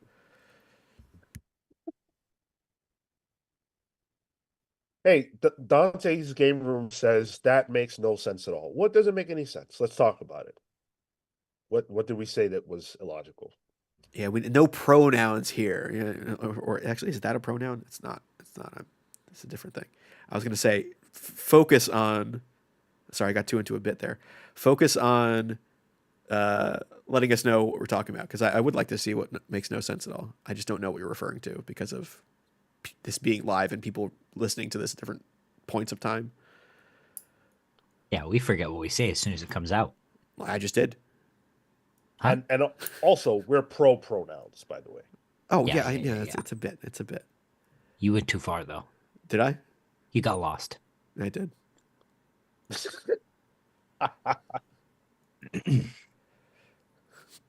Pro pronouns as a stance. Hell yeah. What world is this? I'm programmer. Yes. Well, you are a Fuck programmer. Oh God! If I was, I'd be paid much more, Cale. So no, I'm not. Oh, apologies. Yeah. Rambo. Sylvester Stallone himself came in to say the only Marvel titles I like is of Ultimate Universe and Moon Knight. And for DC, Absolute Batman and Batman Main. And before judging, one thing you should know is I just recently got into the comic world. That's great. Ain't nobody here to judge. Nice. The fact that you can read a comic book with machine guns on your hands is that's tremendous. I think it's great. And like I think it's cool because like Moon Knight is a really good book. Like that's one of those shining stars right now at Marvel. So I'm glad you can kind of get in there, and I'm glad you're getting into comics at a time where Moon Knight is being consistently published, that you can enjoy it. And is good. Yeah. Supposedly. Yeah. Yes, it has the issue that Marvel has where it's like, all right, there's, I think, 4 different titles that this Jed MacKay Moon Knight book has been. Moon Knight : something. But there is some really good Moon Knight stuff right now. Yeah. And also, Rambo, welcome. Yeah. Thank you for choosing us to be one of the podcasts and channels that you're into now that you found comics. Welcome to comics. Sorry for your wallet. And also, dude, if you ever want recommendations for comics that you should be reading or that are worth your while, join our Discord server. Hang around here. Our chat will always give you recommendations. Discord will always give you recommendations. You could talk about what you think about the comics you're reading. Especially that Marvel section of Discord could use some love. Oh, that's a dead zone. I post news in there and it gets one emoji. And DC gets a whole thesis And it's a from multiple thumbs people. down. Yeah. It's just Manny with a haha emoji or a Sean reaction Right. emoji. Yeah. Kurt Wildshut says, and then we're going to wrap this up. Marvel could get my faith back if they put Peach Momoko on a mainline book and let her cook. Get someone to really shake up a big character for a decently long run. Let's play with that for a bit. What book would you put? How would you put Peach Momoko on a mainline Marvel book? What character? I wouldn't. There's your answer.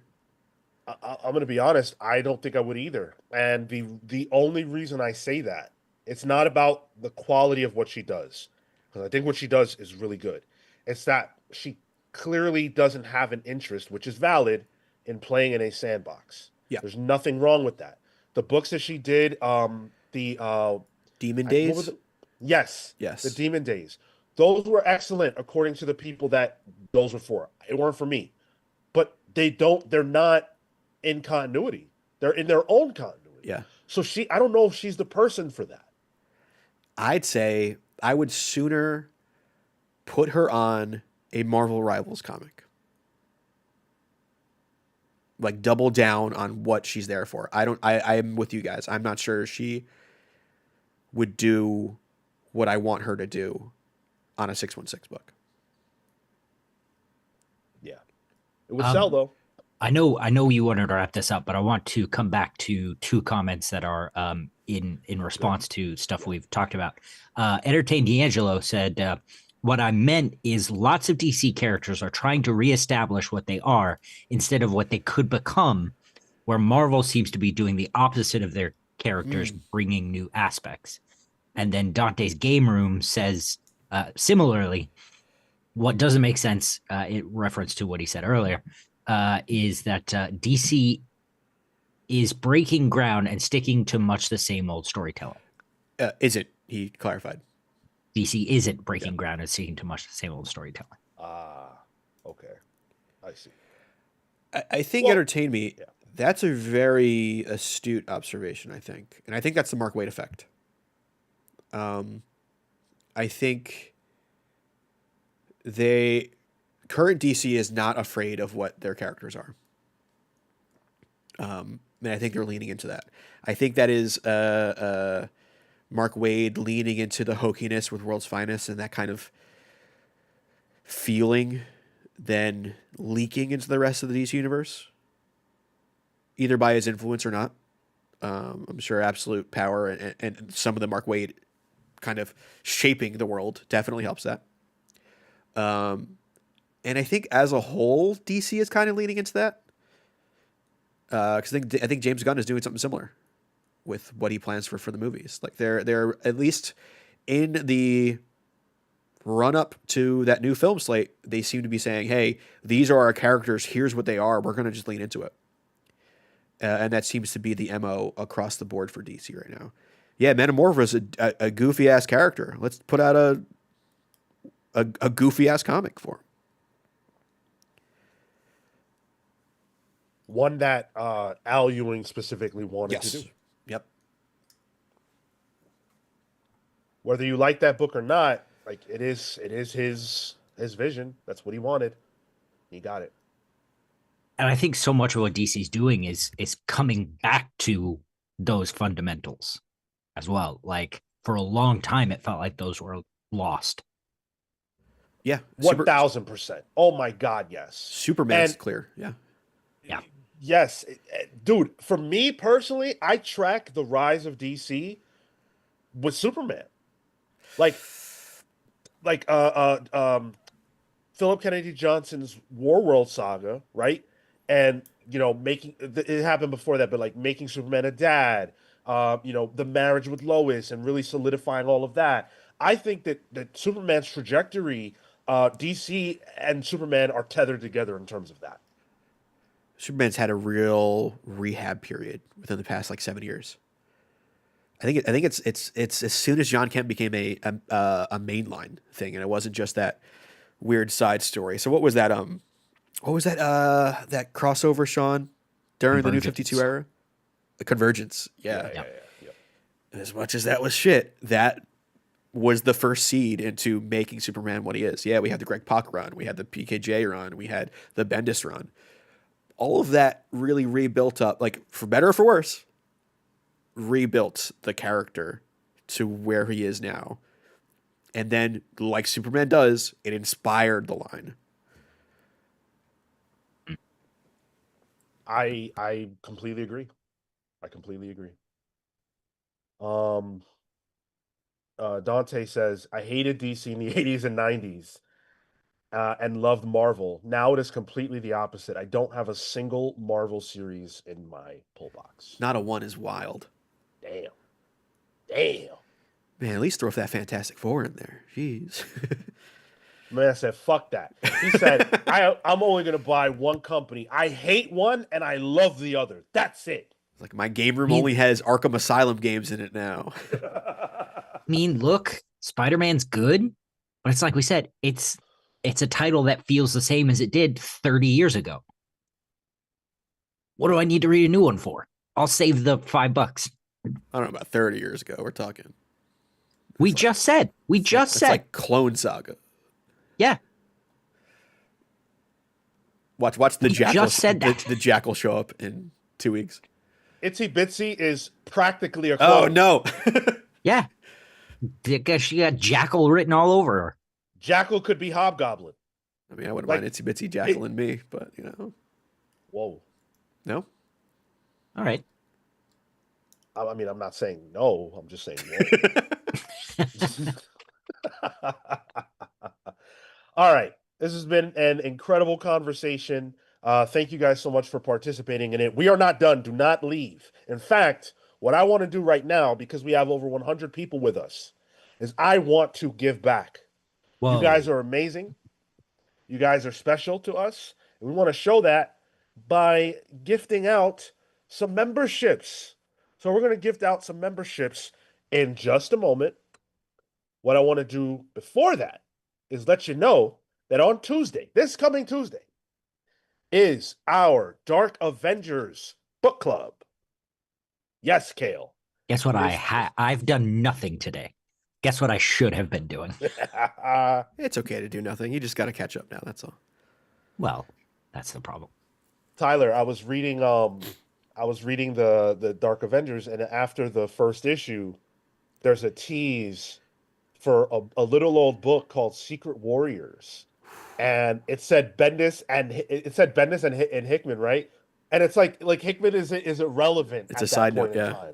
Yeah, like, oh my God, those were the days. I haven't gotten to my reading yet. Ooh, whoops, my bad. What's the tease? Is it like Phobos and because Ares would have been on this team, right? Yeah, I don't remember exactly what they showed, but like I remember that art. I wish I could remember the name of the artist because the art's the Caterpillar initiative. Was that what it was? Like yeah. And it was just a 5-page. It was like a 3 or 5 page little teaser. It wasn't anything substantial. Sure. It just made me think about that time. We need to have a Hickman month. For real. That's due. So Tuesday at 6 p.m. for Dark Avengers. Make sure you guys are there for that. A Pilgrim. It is the first volume of Dark Avengers by Bendis and Deodato, not the Jeff Parker one. Yep. Which I conflated in my head when I was thinking about this originally. At least in terms of Venom, but yeah. And so make sure you guys are there for that. Listen to the Mark Waid interview if you have not. It was excellent, and I think you guys are going to want to hear it. And here we go with the gifted memberships. Boom. All right, we got Madness getting one. Scott Green, Scott Summers, 616. Don't even worry, got one. Don't even need to worry about paying $5. And Dwight Baldwin received one. I don't know who these people are. Good for you. Wow. Yeah. I can't believe the Madness the band got they subscribed to our channel. That's wild. Oh, I thought the entity of that one Muse song uh, Hmm. got into it on here. Cool. If you guys hear this live or get to it, join the chat. I don't know how these things work. I think this just goes out to people who are subbed. It doesn't necessarily have to be that they're live. So you are getting a 1 in 5,000 plus chance or Sweet. whatever the math is there. I read, I don't do math. But congrats. Slap Dude. some emojis in the chat. Yeah, Or the please comments. do. Dude, I got a fucking gifted membership to a channel that I've never even watched. You're like, oh, I'm subbed to this? I'm not even subbed. Okay. It was so YouTube. bizarre. Okay. What I channel don't was it? understand it. Some obscure bullshit. I don't know. Literally some obscure bullshit. Was it like a comic? Like what was the theme of it? It was, dude, I have no idea. It's like a It's cheesemongering channel that you're like, what? I can't even eat this. Why am I here? Something he subscribed to, when he was 12 before the allergy hit. Oh man. Sad that I have that allergy. All right. We've got a lot more show to get into, so let us get into it. First up, let's do our top 5 villains in comics. Let's do our number 1. We've rattled off our top 4 to this point. Let's get our number 1 in there. And you know what? If you have an honorable mention that you want to quickly throw out, someone who's like your number 6, throw it out. I'll go. I'll do my honorable mention because I won't have much to say about it. But Bullseye, I think Bullseye is a great character. Bullseye is one of those guys where like he's just not good. He's a villain through and through, and he's got like a vendetta against Matt Murdock. He's like, "Yo, you got a new girlfriend? Bet. Let me meet her real quick." You got a fridge? Yeah.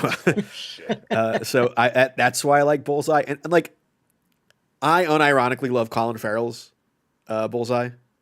I think that bit where remember when Peanuts were on airplanes, where he like kills that old lady on the plane. I thought that was hilarious as a kid. So Bullseye's up there for me. I don't know if he'd be 6 or he'd be 12. I don't know. But my number 1, and this I said Dr. Doom was my number 2. These two flip flop depending on my mood. For right now, my number 1 is Norman Osborn, also known as Green Goblin, sometimes just Norman.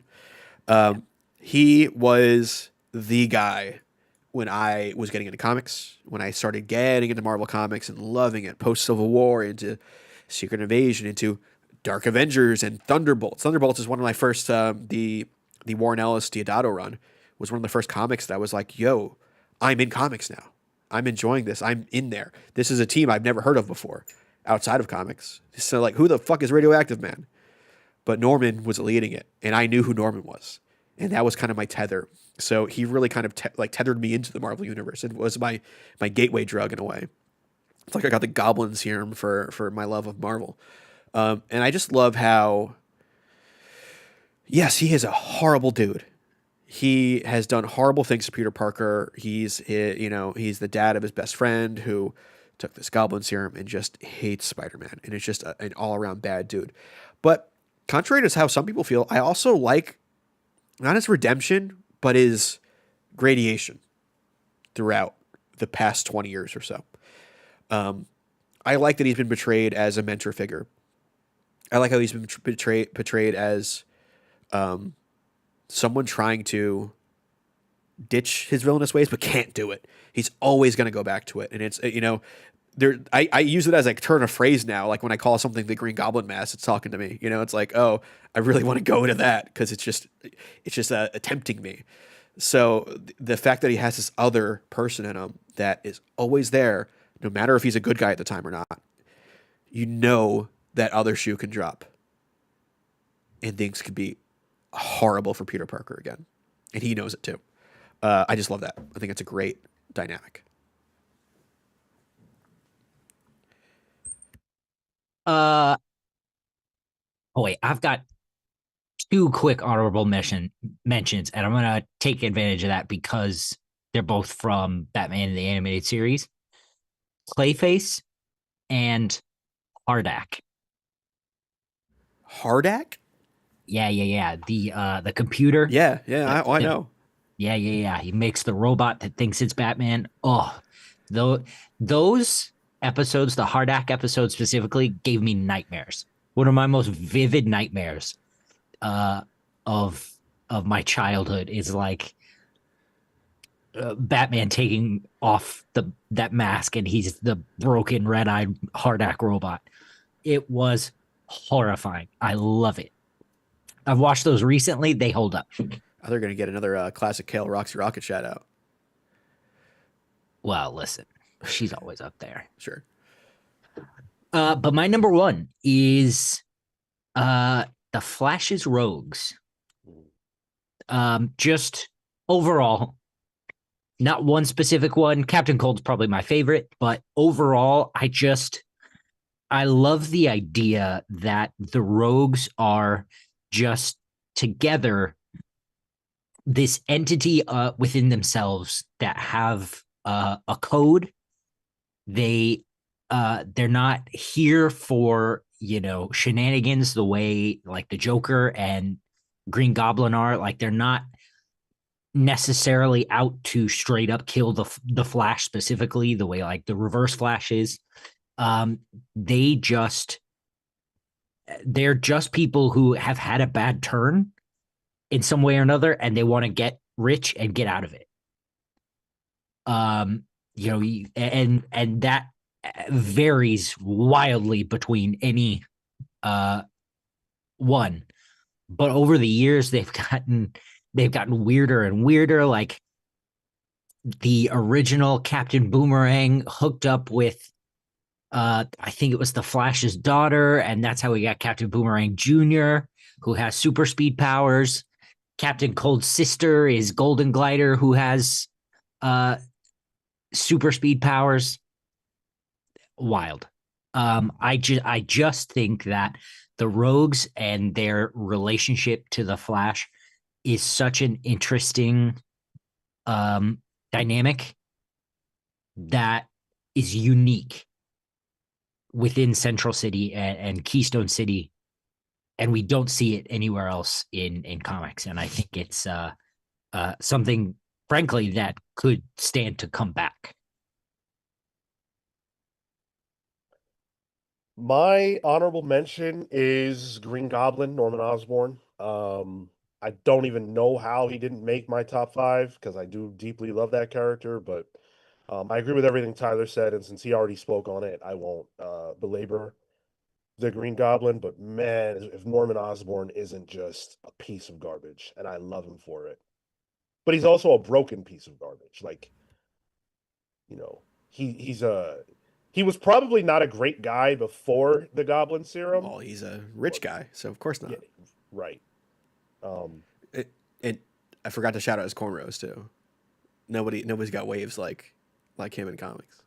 Dude, the Dark Avengers book, Mike Deodato's art, that's Tommy Lee Jones, and I love Man, Yeah, it's Tommy Lee Jones with crazy. waves. Yeah. Yeah. Hell yeah. My number one is Magneto. Magneto, was probably one of the earliest villains that I can recall because of the animated series. And I always thought he was so compelling, scary, because of how powerful and how convicted he was in his mission. But he had a point too.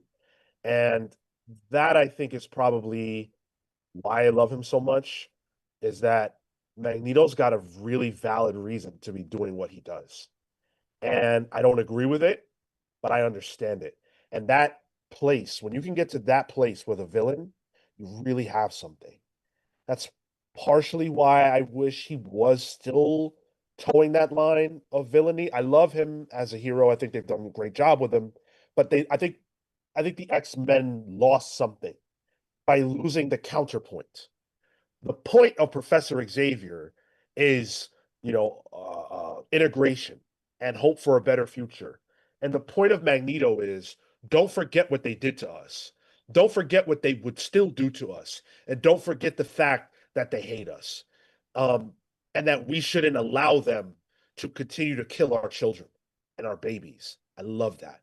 You want the welcome to die Magneto back. I do. Yeah. I do.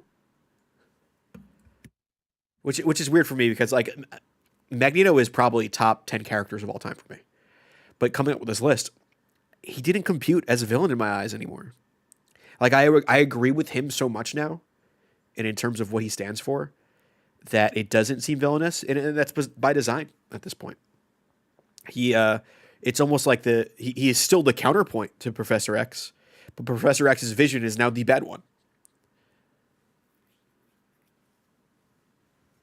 Yeah, I think that Magneto gave the X-Men the physical representation of the hatred that mutants would have for the humans that have harmed them. And I miss I miss it. I miss them like that. Yeah. And it's hard. It's hard to bring back too, because like you got to make this guy who's a Holocaust survivor fighting for the rights of his people a villain again. Like it's almost like they humanize him beyond villainous repair. Uh, am I still low, by the way? You're a little better now. Yeah. All right. I think it's possible because again, he has a point. We can always see where he's coming from. And he's about extremes. Professor Xavier is not an extreme person, although he does have child soldiers. Um, Magneto's an extreme person. And in our real world, we tend not to like when people go to extremes on either end of the political spectrum or, in their behavior. And so I think that Magneto as a villain could still work, even if he might have a little bit more support these days than he would have in the 90s. I mean, people do thirst traps of Luigi Mangione. I think Magneto would do fine nowadays. Well, people do. People, there's. I guess, yeah. Tyler, Ted there's Bundy a was song also right getting now him, yeah. called "Hail Hitler," right? Like there will always be. Sean, don't bring that up to me. The fact that that's the same guy who wrote Graduation is a failing of the American healthcare system. Well, amongst other things. Yeah, exactly what James said. I agree with his views, but not with his methods because it can lead to error. Like I liked his asteroid M idea. The Thought that was first time I saw Magneto, he was trying to drop nuclear missiles on Earth. Like that's not co-signable by me. I mean, it's a bargaining tool. I wouldn't mind. I'd take it. Yeah. I think also like to make Magneto villainous again, it would just take, one rock thrown the wrong direction, right? Somebody he has a headache and somebody dings that helmet, oh, he's done. Like, like not that necessarily his temper is that short. That's not necessarily what I mean, but like humans are on such a thin line all the time, especially in regard to mutants, much like our real humanity. I think it would be a perfectly believable thing for him to turn. I think Cyclops would go with him. I want to see that. I mean, I think the thing about Magneto turning is in reality, a lot of our favorite X-Men would be the bad guys. Yeah, and I'd probably be on their side too. I would, yeah. So would I. Guess what? That's a way more interesting conflict than whatever the fuck they thought they were doing between Cyclops and Rogue. Honestly, Like the better schism would be Cyclops and Jean. Okay. Jean is Professor X's honor student. Okay. Get a little romance fighting in there. Let them, I don't know, do the breakup fuck. Not, I mean, like, you don't have to do it in Page. And she's a fucking god too. Like, there's shit there that works. I kind of like that. She's the vision of hope for mutantdom. The Phoenix. Yeah. Marvel, hit me up. they could do so many more interesting things than what they're doing. Wolverine would not be a part of my plans. That's for sure. Actually, no, he might be Well, the. he'd be part of mine. Yeah. He might be the POV. Honestly, he's torn between two sides. He loves Scott. Let's be real. He loves that man. He loves both.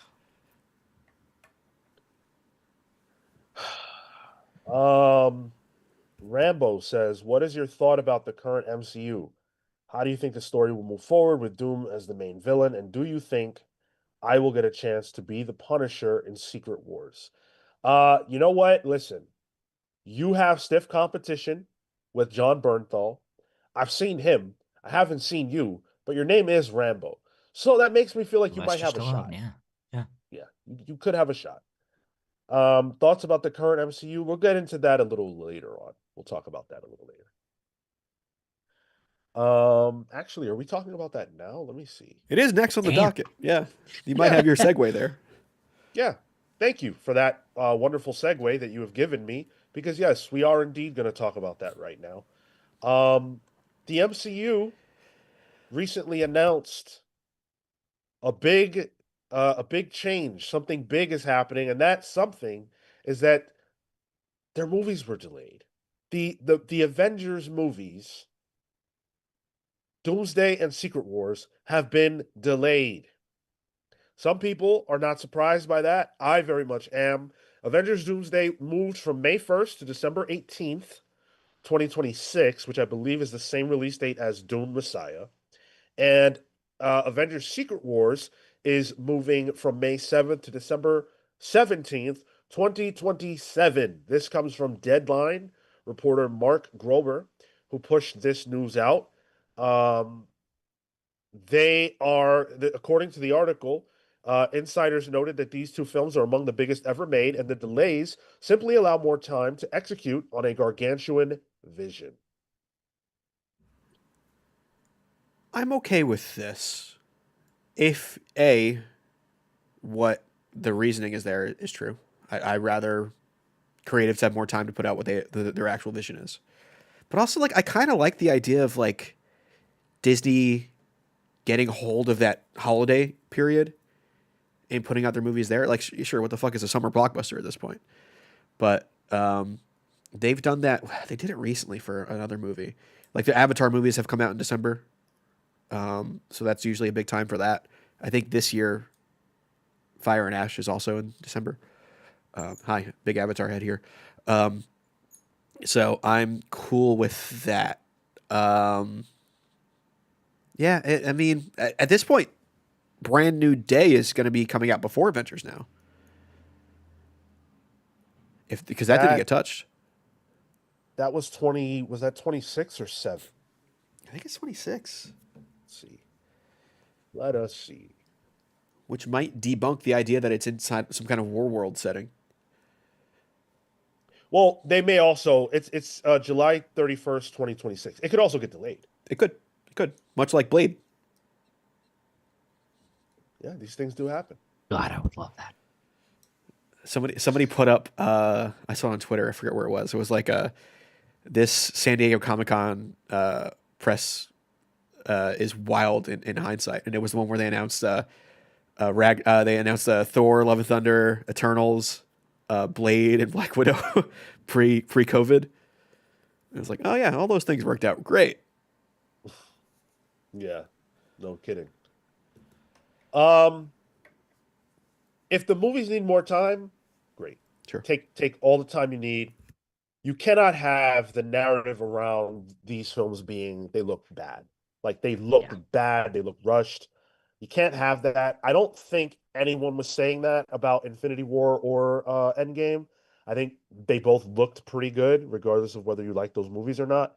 And so you can't have like Ant-Man and the Wasp, Quantumania. Everybody talked about how bad the CG was. You cannot have that with this. So for that reason, I'm with it. My problem is I wish they would have delayed them even more. I don't want to go to the movies in December. Put these fuckers out in May of the next year, and let's just do that. Call it a day. I kind of have a hard time believing that whatever they're delaying it for is going to take 6 months. I think it's going to take longer. You don't want to see a movie in December? I don't. I don't like going out when it's cold. But you're going in. Thing. Sorry? It's inside. It's indoors. Yeah, but I have to get there. I don't have a guess, car, yeah. so I got to leave my home and get on the cold ass train, and it's just not sucks. But again, that has nothing to do with what's right or wrong. I just hate going Yeah. out when it's cold. I think they're doing the right thing. Because I do know that the CG is going to take a while because it looks like Robert Downey Jr. had CG lines on his face for where the CG mask will be for Doom. So you can't flub that one up. VFX guys that are underpaid and overworked. They need to clear the fucking deck and let those people cook. Like, give them the time that they need. Marvel has had what two big, I mean, not big financially, but big successes. Well, Deadpool and Wolverine was big Yeah. financially. That was a big success. Brave New World didn't hit, but Thunderbolts financially didn't do great, but people loved that movie. So Yeah. there's some better narrative around Marvel's films right now, and I think they've got to capitalize on that by focusing on quality. Someone needs to send a whole bunch of Blu-rays of the Planet of the Apes movies to Feige to be like, hey, this is what CG was like a decade ago. Give them time. These are pretty much the same guys doing it. Don't rush them. Yeah. And some really good shit can be out there.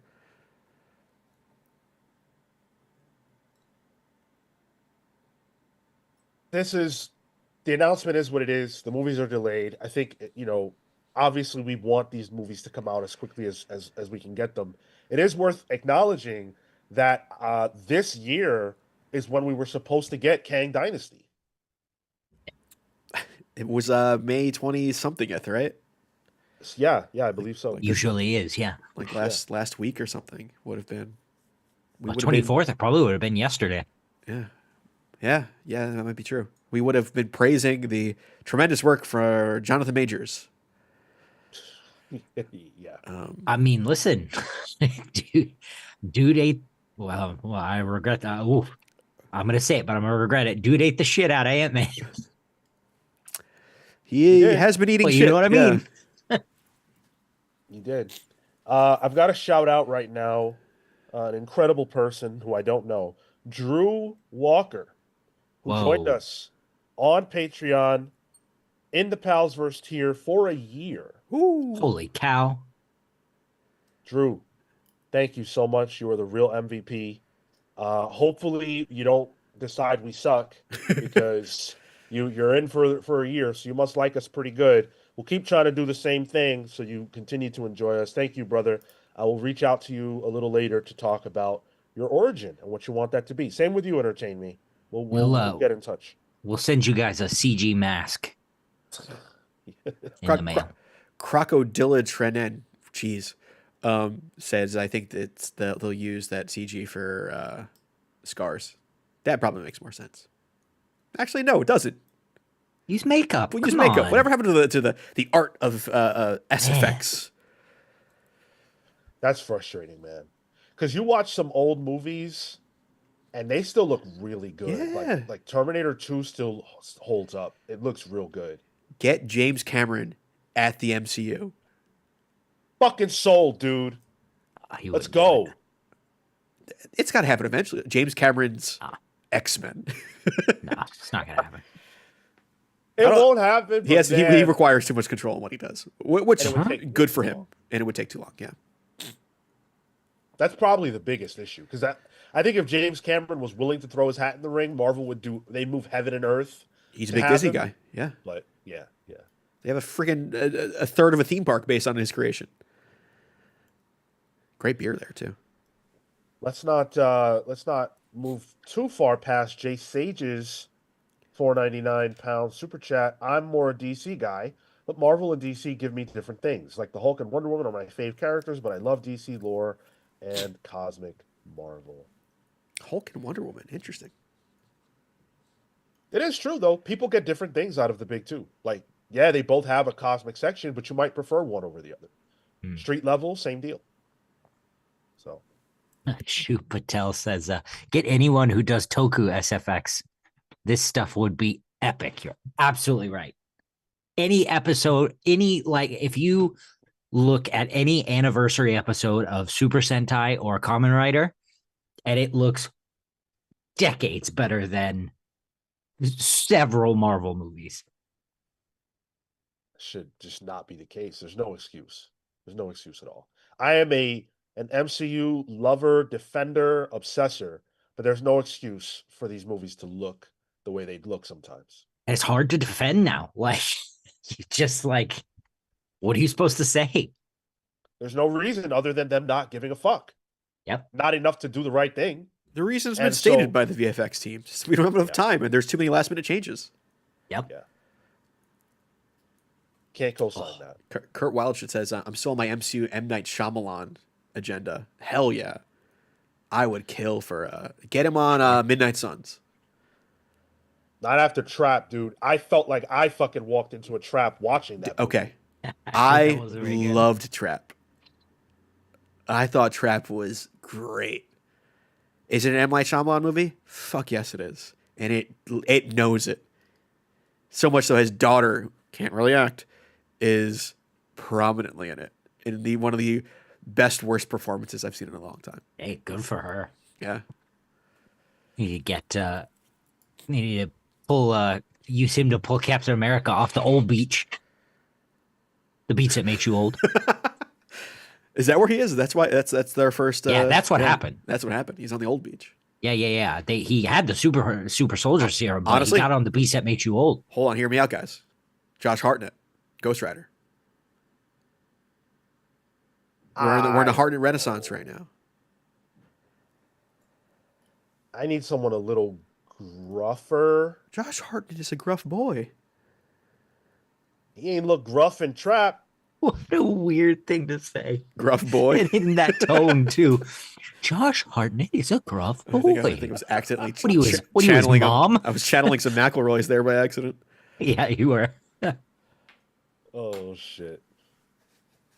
All right, so that's the MCU update for today. Let's talk about Doctor Strange.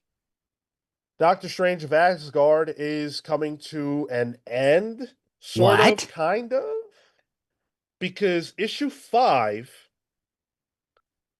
is going to be followed up by Doctor Strange number 450. Is he going to be dead in this? Maybe. We don't know. But what we do know is that this is going to be a special issue that's going to sort of, celebrate the history of Doctor Strange, blah, blah, blah. And it's got some interesting creators involved. We're going to have Derek Landy, Roger Stern, JMS, Christian Ward, and more. And also art by Yvonne Forelli, Ron Lim, Christian Ward, and more. So that's kind of cool. It is going to sort of also continue to follow up on the One World Under Doom of it all.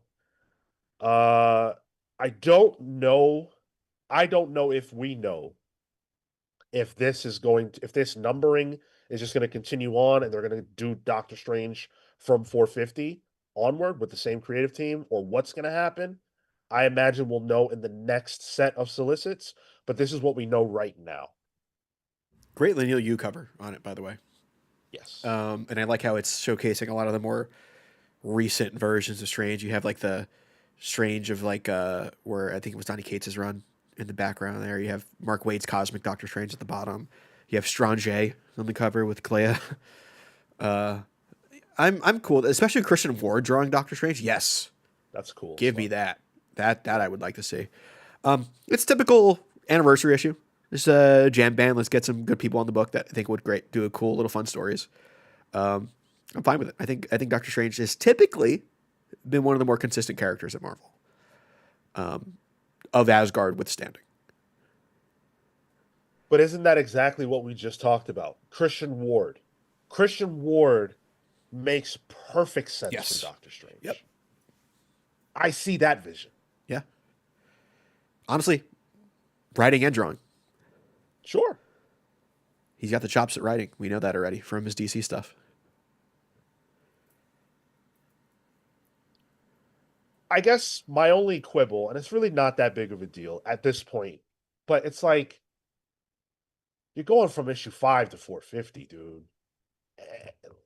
What? It's whiplash. Yeah, it's like what is the it's like what's the point of the legacy numbers, but also like what are we gonna do with that? Like that's a whole different title. Doctor Strange of Asgard? How do you collect this? Yeah. Where do you put it in Is your numbering? is it the last issue of the Doctor Strange of Asgard book? Is it the first issue of a new Doctor Strange volume? Or is it Doctor Strange 450? Or is 451 going to be Doctor Strange #1? Legacy numbering 451. Or Doctor Strange of Asgard #6? Right. Who's on first? It could just as easily be Doctor Strange of Asgard #6. We don't know. That's crazy as fuck. It's Yeah. unpredictable. God. This is probably what Omar has to deal with near mint, trying to figure out what's in these collected editions. We were taught. Well, for those of you who don't know, the reason why I missed Pals Pulls is because I was on their Fantastic Four Evergreen, and we were talking about exactly that. But you know what? 450 also just so happens to be the number of this episode. And Actually, that's wrong. It's Oh. not this episode. This is 449. is it? Yeah, next Yep. week's 450. Yep. Tyler messed that up. I fucked it up. I put it in the. Oh, I put it in copied the- and pasted. Yeah, I'm gonna. Yeah, I'm gonna that's blame my Sean on fault. that one. I'm sorry. That's my fault. I All right. I do have something exciting for that I was gonna bring up, but now we'll just talk about it here. Izzy and I have been working on something together that I wanted to debut on 450. Okay, Oh, So I guess you'll have to talk to that's me. exciting. yeah, definitely. See, now I feel like a jerk because the only reason I included this story in the news was because it was 450. You know, I kind of was like, why is Sean just showcasing an anniversary issue? All right, slow week, I guess. My bad, guys. Sorry. My bad. Hey, we did hear from Cosmic November, though, sent a $5 super chat and says, I am Drew Walker. I feel like that could be the title of a book. I am Drew Walker. I am Drew Walker. I have been waiting for a good payday to join the Palsverse. Love the main show, Pals Pulls, and Pals Previews. Hey, thanks a million, Drew. You're awesome. Really, really appreciate that. And it's good to see, regardless of you joining the Palsverse, it's good to see your name in the chat more frequently as I've been seeing you kind of integrate yourself more into these live shows. So thank you so much for your contribution, man. Really appreciate it. Yeah, say hi on the Discord too. Yeah. If some people have different names in Discord, you might be already on there, and I just might not realize it. But yeah, Moving on from my flub, let's talk about The Punisher. The Punisher is making a return, not that weird fucking other Punisher guy that David Pepos. Joe Garrison. What was that? What his name was? Yeah, I like that dude. I have a story about that that I will tell you after I introduce what we've got coming here. So Marvel's putting out a Punisher Red Band series. Sean. Yeah. Starring Frank Castle. So he's making his big return. And we are going to have art from Julius Olta with the writing coming from Benjamin Percy. That's a good guy to get in a Punisher book. I'm having an existential crisis. Sean about to lose a point on his Pally's bet. I really want to buy this. It looks good. I have some interiors on here that I can show because Marvel censored it. It looks pretty cool. And there's only one way to read this. There's no red band option. You might have to. I told everyone, I said it right here on this show, that I would not buy any new Red Band comics in 25. I can't break my word, man, but I want to read this so This is bad. going to have to be on a Pals Pulls. It's a #1 Punisher. When's the last time we had Frank Castle Punisher? We have not talked about a Frank Castle Punisher book on the podcast. I simply must put my foot down. It's a red band.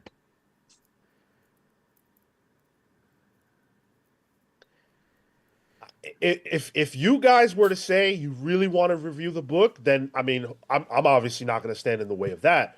But I personally made a pledge that I wouldn't read Red Band books. And so if you don't want to hold me accountable to that, Tyler and Cale, then that's up to you. But that was the agreement. I think maybe Sean skips that day. Maybe he skips that book. Well, we'll cross that bridge when we get to it. In when, Sean? August? Oh, so yeah, we're gonna see this dropping in September. September. Okay. Oh, so close to 26. Fucking A, man. That sucks. Because this is gonna be good. Like Benjamin Percy to me is a great writer. I love everything he does. Julius is a great artist. This is a great marriage. I miss Frank Castle, and it's a tight 5-issue Red Band bloody miniseries. That sounds perfect. Do you think with the end of Woke, then they were like, all right, cool, we can do a Punisher book again? The end of Woke. Well, that actually transitions nicely into what I wanted to talk about. So, Near Mint Condition had David Pepose on the show recently, and cool. He talked about the Punisher, the Joe Garrison Punisher, and what he had to say was very interesting. He said that Marvel was asking around creators for a pitch for a Punisher story that did not involve Frank Castle because they wanted to move away from the controversy surrounding the character. And that's something that we speculated about, but we didn't know for a fact. And now we know it from the horse's mouth that Marvel put Frank Castle on the shelf. Oh, for 100%. And there's a reason why he's back now. The same reason why they're getting rid of the DEI initiatives at Disney. The shift happened tonally throughout big business. The world. Yeah, and the world. And businesses just took it as a chance of all right, cool, we can just go back to the things that was working for us before. That's the reason why this Punisher is back. He's back on TV too. Yeah.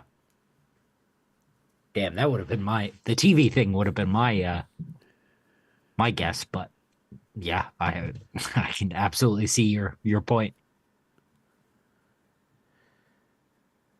I mean, look, whatever the reasoning is, I don't think they should have put the Punisher on ice. I don't think Marvel's responsible for what people choose to do with the iconography in real life.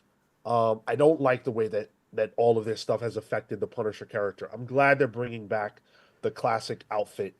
I don't like the way that they changed it up in the Jason Aaron run.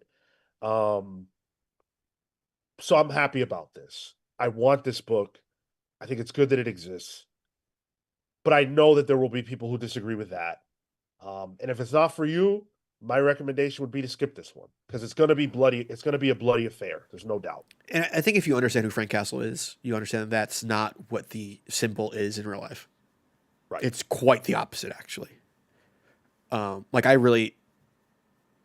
find Frank Castle to be a really nuanced and interesting character that I have missed. And man, putting Chichetto on for a cover, he'd put his whole ass in this cover. He skipped a whole Ultimate Spider-Man issue to draw this cover, I guess. Because this is good. It's like the Greg Rucka run where I first saw Chichetto. Bearded Punisher, the best. Yep. Man, yeah, it's I will be checking this out for sure. Entertain Me says, Sean, we can give you a Red Band 1-day cheat day. It's like a vegan cheat day. I don't think vegans have cheat days. I don't think they want them. Yeah, no, I don't think they're like, yeah, today, cheat day. Give me that burger. Yeah, today, eggs. Today, fuck them animals. Jay Sage says Sal from Comic Pop would argue he is stupid. I assume by he, you mean the Punisher. Hey, everybody's got a different take. We get Sal on this podcast anytime soon, we're probably going to argue about Spider-Man. The thing is that not everything is for everybody. And so Sal can feel that way. But for those people who like the Punisher and understand the point of the character, I think that there should always be, as long as they sell, books based around that character. And if somebody has a story, yeah, put it out there. And Ben Percy's been kind of playing with that street level area of Marvel, which I think he's a great fit. But also, what Marvel cares about at the end of the day is money. It's a company. So when they have this such an iconic character, for better or for worse, it's gonna sell. Yeah. And it's And number one. yeah, and I think they're just less worried about the flack of it being out there now. My final point on this is censorship will never stop the bad actors. Yep. It doesn't work like that. If there are people who are inclined to get the wrong message from the Punisher, his iconography, whatever else, misunderstand the point, don't care about the point, that's life. That's what happens. That shouldn't affect those of us that understand it and dig the character and get the nuance and everything else. I mean, Dan pretty much says what I've been thinking. The Punisher is a fantasy rooted in things I don't agree with. That said, damn, he works as a character with the right team. Yeah. I think characters can be compelling even if you don't like them. Yep. Yep. I don't like Wolverine hardly, but there are some damn good Wolverine stories that I have read and enjoyed. Uh, um, a lot of good comments here. Cosmic November says, I think Punisher Marvel special presentation is coming out next year too. So it's probably synergy with that and his appearance on the new season of Daredevil. Yeah, I think that all of those things are true as to why now is okay for a Punisher revival. But don't misunderstand the fact that there was definitely an agenda to take him out of the equation. We even know in the Daredevil thing, there was a while where Punisher, I think when his first appearances, he wasn't in costume. Yeah. True. So there was, the iconography was definitely something they were straying from. Even like the Mark Waid book, the Punisher of the Hand. Interesting book, but they were like, hey, let's fucking redesign that logo. Let's backtrack from that. Did you say Mark Waid? Yeah, that wasn't Mark Waid. Was it That was Mark Waid? Jason Aaron. Oh, that was Jason Aaron. Was Mark Waid on something around that time? I don't recall. That could No, be I right. don't think so. I think he was knee deep in Lazarus Planet at that point. Yeah. Jay Sage says, you guys will argue you're like the same guy with different opinions in reference to myself and Sal. I can see that. But I love Sal. Sal's a great guy, and an ally of this show for sure. So any arguing that we would do would hopefully just be coming from a place of love and trying to entertain you guys. No, that's just More main event money debate right than- there. Yeah, debate. Yeah, exactly. All right. Let's move forward. Ultimate Hawkeye is getting a one shot. That was recently announced. It's going to be coming from Dennis Camp and more, with art by Juan Frigeri. Now, Dennis Camp has clarified that he's kind of just doing a framing device for this, and he's not actually the core writer of this book. If there is more information as to who the core writer is, I'm not aware of it. There was a tweet and delete by Dennis Camp. Okay. Somebody found that Stephen Graham Jones was listed as the writer on League of Comic Geeks, which Dennis Camp then quote tweeted being like one of those cheeky things, but then deleted. Stephen Graham Jones did Earth Divers for IDW. That was one of those like IDW originals. He's a Native American writer, so this is somebody who would be more familiar with that. So if League of Comic Geeks is to be believed, then Stephen Graham Jones could possibly be the writer here.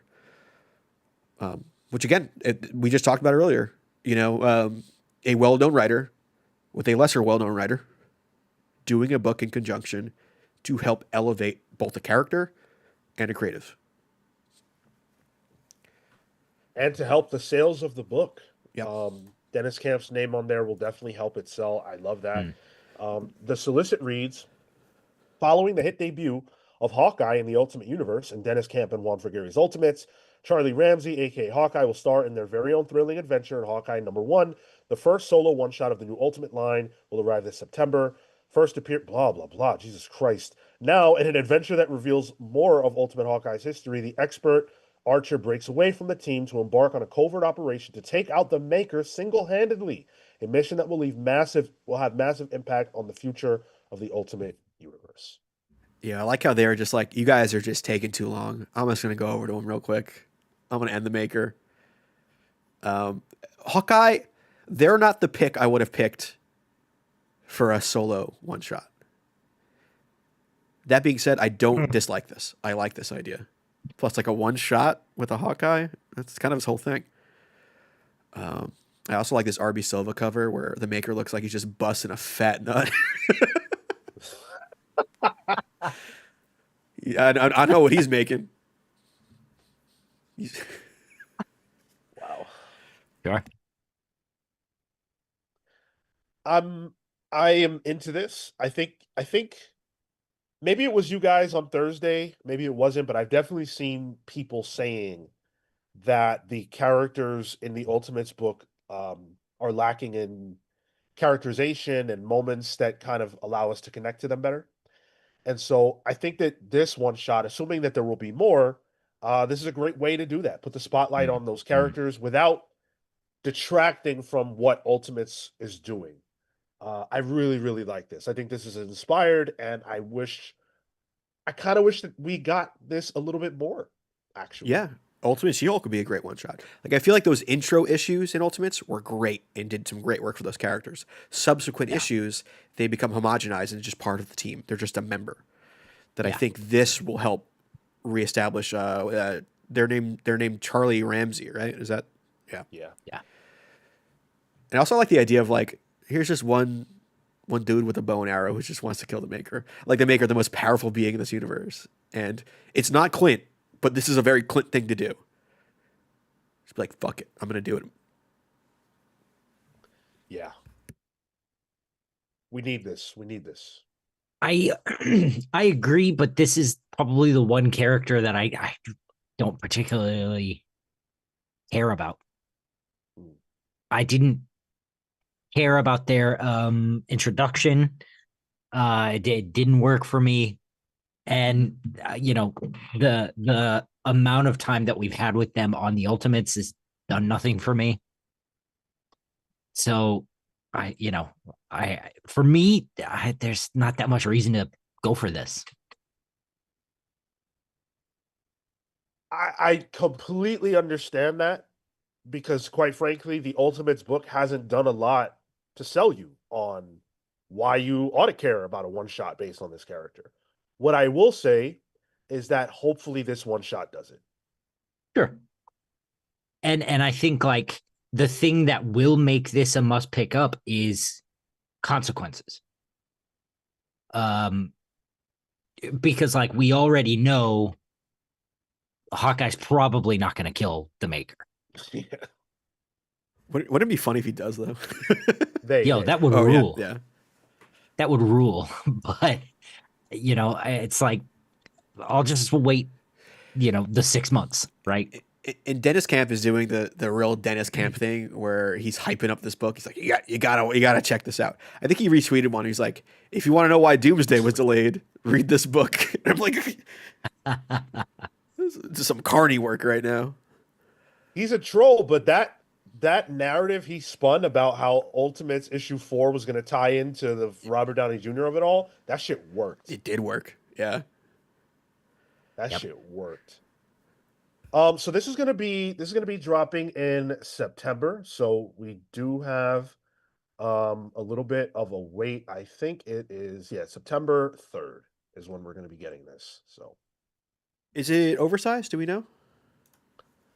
that is a good question. 32 pages. It's 32 according to League of Comic Geeks.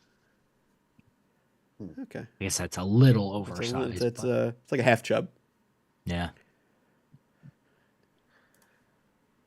Chub and a half? Wow. Dan, it's good that you clarified that you don't bust a nut when you discover the ice cream is gone. It's good that you clarified that. I feel like I've corrupted some of these people. What? I never thought Dan Trudeau would say bust a nut, I don't think he thought that either.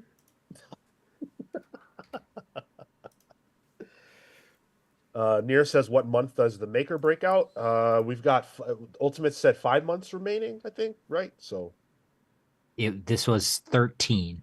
So yeah, 5 months. Yeah. So this drops the month before the Maker should be unleashed, I guess. Man, Charlie Ramsey trying to do a preemie birth right now. He said C-section time. Let's go. I'm getting him out of there. Yeah, Dan, I know it wasn't your first time. You have a son. Whoa. You at least did it once. And also, I want to shout out Hayden's Hideout real quick because Hayden just joined us a few minutes ago, and Hayden's Hideout did an incredible job hosting Post Pals. If you're unfamiliar, Post Pals is so there's Pre Pals now. Pre Pals is before this show, and that's on our Discord server, completely free, has nothing to do with us. It's community driven and hosted. But now Hayden introduced Post Pals, which is after this show. Again, on our Discord server, they get together and they talk about whatever they want, whether it's related to what we talked about or their own agenda. It's a beautiful thing. I wanted to make sure we got Hayden's name shouted out because Hayden did an excellent job hosting it. It's like the Chris Hardwick of the Comics Pals doing a recap episodes. Yes. Yes. Thank you. I love that. Appreciate that. I never thought we would have that. Like Wild. Cale, could you imagine? Wild. It's Absolutely fucking wild. insane. We couldn't even hold that up ourselves. And the fact that other people want to do it for us. Word. Michael DeFont says, for everyone watching, if you can click the like, thumbs up to the channel, it really helps the channel. Thank you so much for saying that. I always love when you guys say that. It shows that you really care about this channel and its growth. Also, subscribe if you're enjoying what we're doing and you're not subscribed yet. Every time you hit the like button, a kitten is born. Don't do that. I can only have 2. Well, not in your house. I have poor impulse control. Oh. You know what's crazy is that it's very possible that what Cale said is true. Yeah. Like Yeah. just based around the idea of that, the fact that like things are birthed all the time, that's probably true. Yeah. Except humans. The birth rates are declining, people. Get on it. So to speak. Yeah. Bust a nut.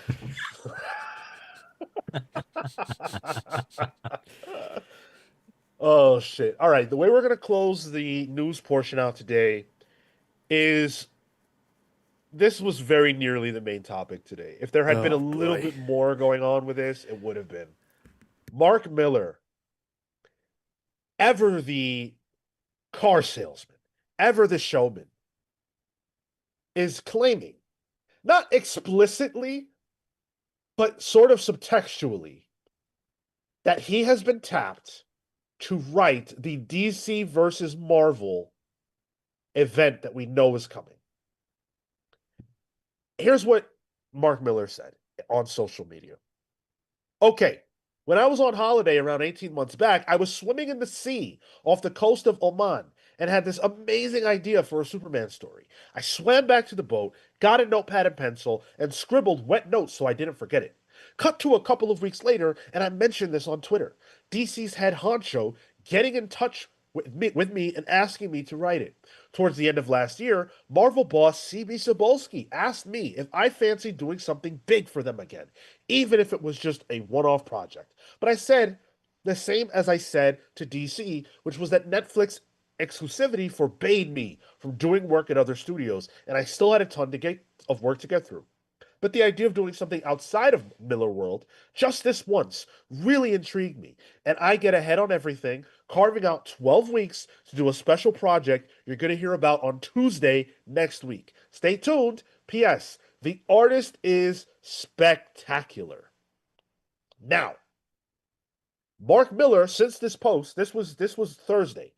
Friday, he posted an image of the Fantastic Four symbol that simply was just that teasing the 4. That was the point of it, was the 4.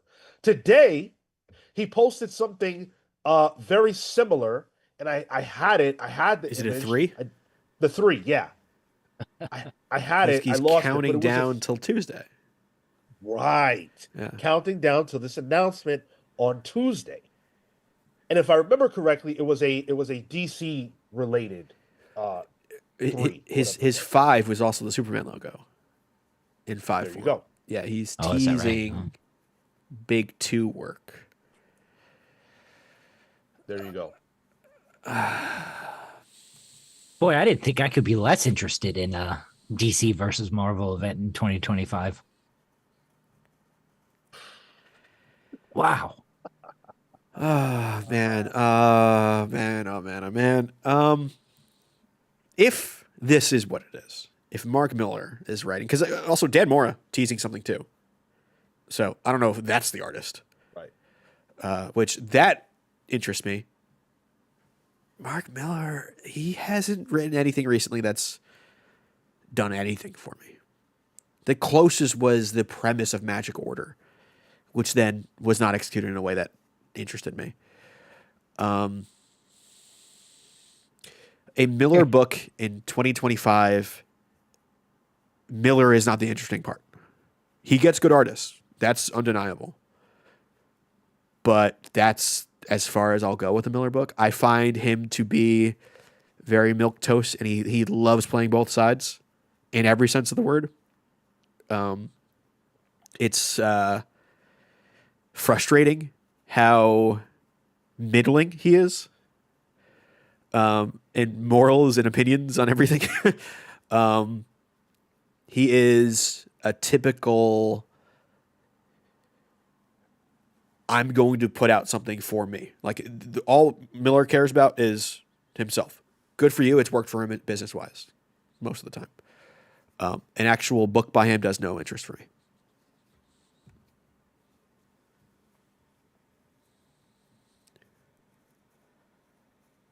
Yeah. Look, I read Huck too. The What? new You're Huck. Tua? That's probably the only time that a Hawk to a joke was made that I found it funny. Yeah. Because that was actually really appropriate. Yeah. But Read on that thing.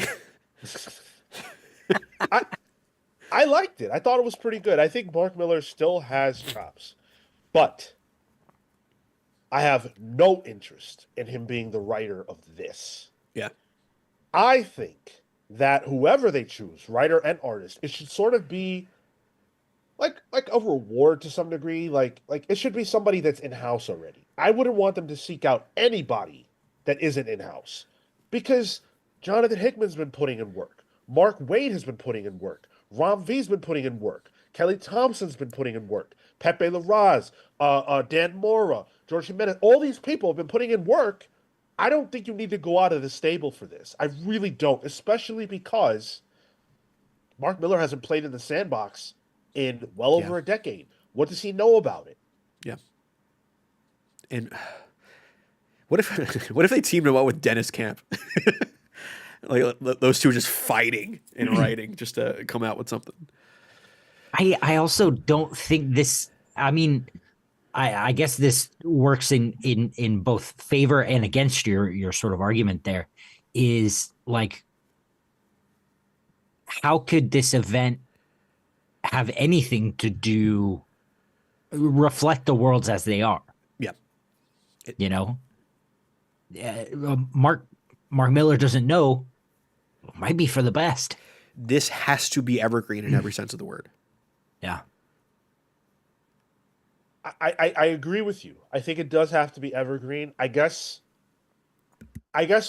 for me, especially on the DC side of things, like John Kent, like, can he be involved in this? Does Mark Millar care or know about that character? Like, I think about what Jeff Loeb is doing right now in Hush 2. Hush Tua. And, Call it and by like, its Christian name.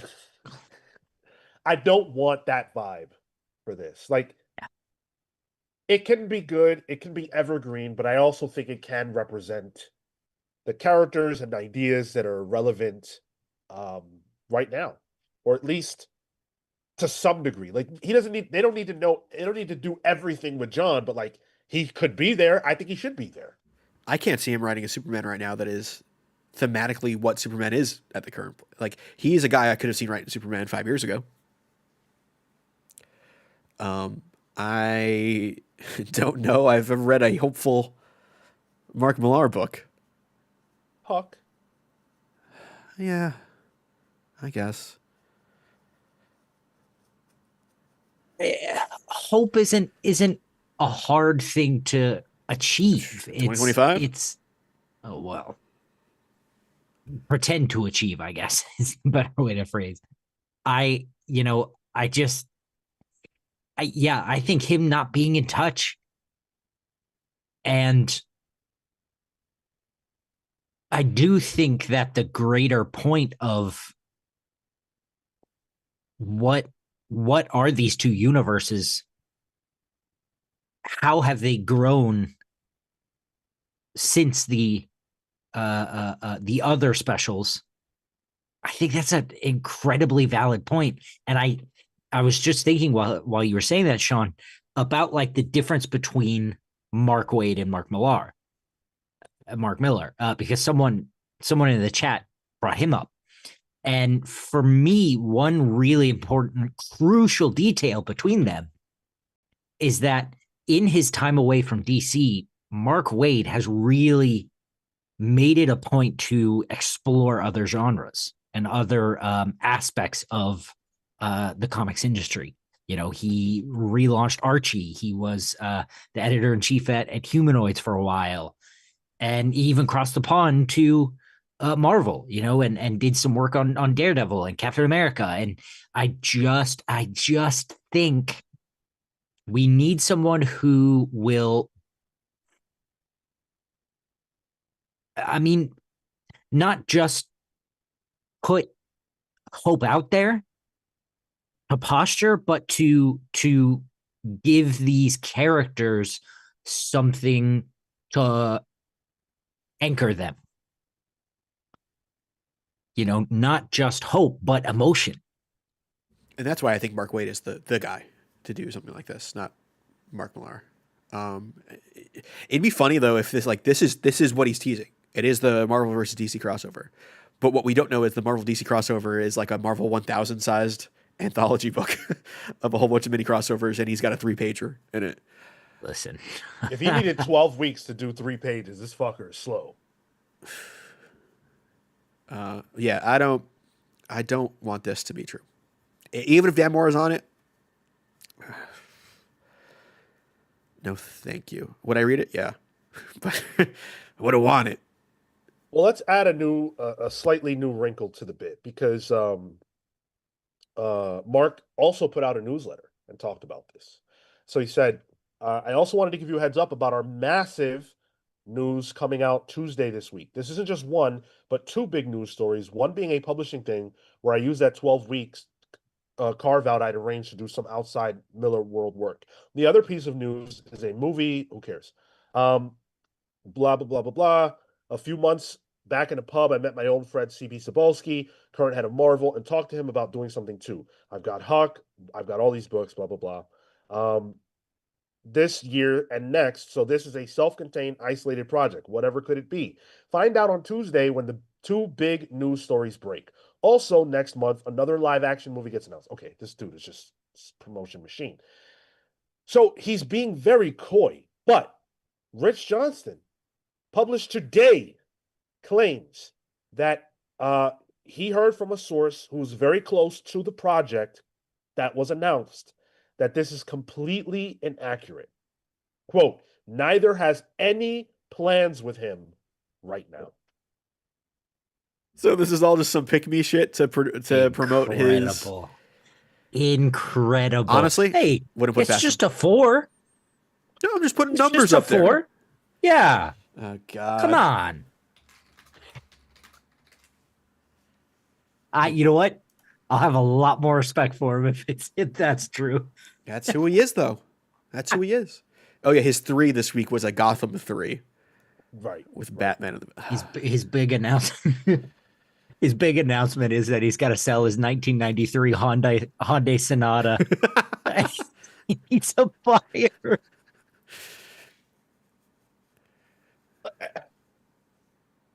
Man, at what point do people just? I mean, I'm sort of there already. I never bought this for a moment, but it's like, at what point do people go, he's just jiving? I'm there. I'm at the okay, Grandpa. Cool. Yep. Right. Okay, Grandpa. You wrote Civil War. I get it. It's cool. Yeah, you were good once. Oh my goodness, remarkable! What a guy. Steve Canara says we need a Miller on Liefeld crossover. I need that. Like I need a kick to the dick. Yeah, and I don't need a kick to the dick. I don't, but it depends on who gives it. You know, it'd be nice to wake up. Nice to feel something. Yeah. Hayden's Hideout with the $10 says being sick equals gaming and TV time. I'm playing Elden Ring. Ooh, hell yeah, bro. And catching up on Doctor Who. The Blue Yonder is my favorite new Hell yeah. episode. Are Hell yeah. are you playing or watching anything that you would like to shout out? First off, Elden Ring movie got announced with Alex Garland for A24. Mind-boggling that that's existing. I don't know how they're going to do that. Yeah. So have fun with that. I am watching right now the new season of RuPaul's Drag Race All Stars. Very fun. New format change. But it is catty bullshit, and I love it. One of them called the other one a pedophile on Twitter, and now there's backtracking, and it's sloppy. Jesus. Love it. I watched the Phoenician Scheme yesterday. Oh, really? Ah, man. I liked it a lot. I would say it's for his recent stuff, Wes Anderson's recent stuff. It's definitely between Grand Budapest and the French Dispatch. Where's it rank next to Asteroid City for you? Oh, I forgot about Asteroid City. I really liked Asteroid City. I would say on the better side of Asteroid City. Okay, that's cool. I liked it. But I also recently finished Resident Evil 3 Remake. Ooh, too spooky. I found out that people speedrun that game, and it took me 13 hours. That seems fast, actually, for that game. Either way. 13? Not for people that speedrun. Yeah. Oh, no, I not for watched- speedrunners, but like for like a 13-hour main story. I guess that's on par. So Resident Evil 3 is actually on the shorter end Yeah. of games. Like if you're decent at it, you can beat it pretty quick, even if you're not intending to speed run it. I've watched someone play that game fully in about an hour and a half. Somewhere. Is that the Chris Redfield one?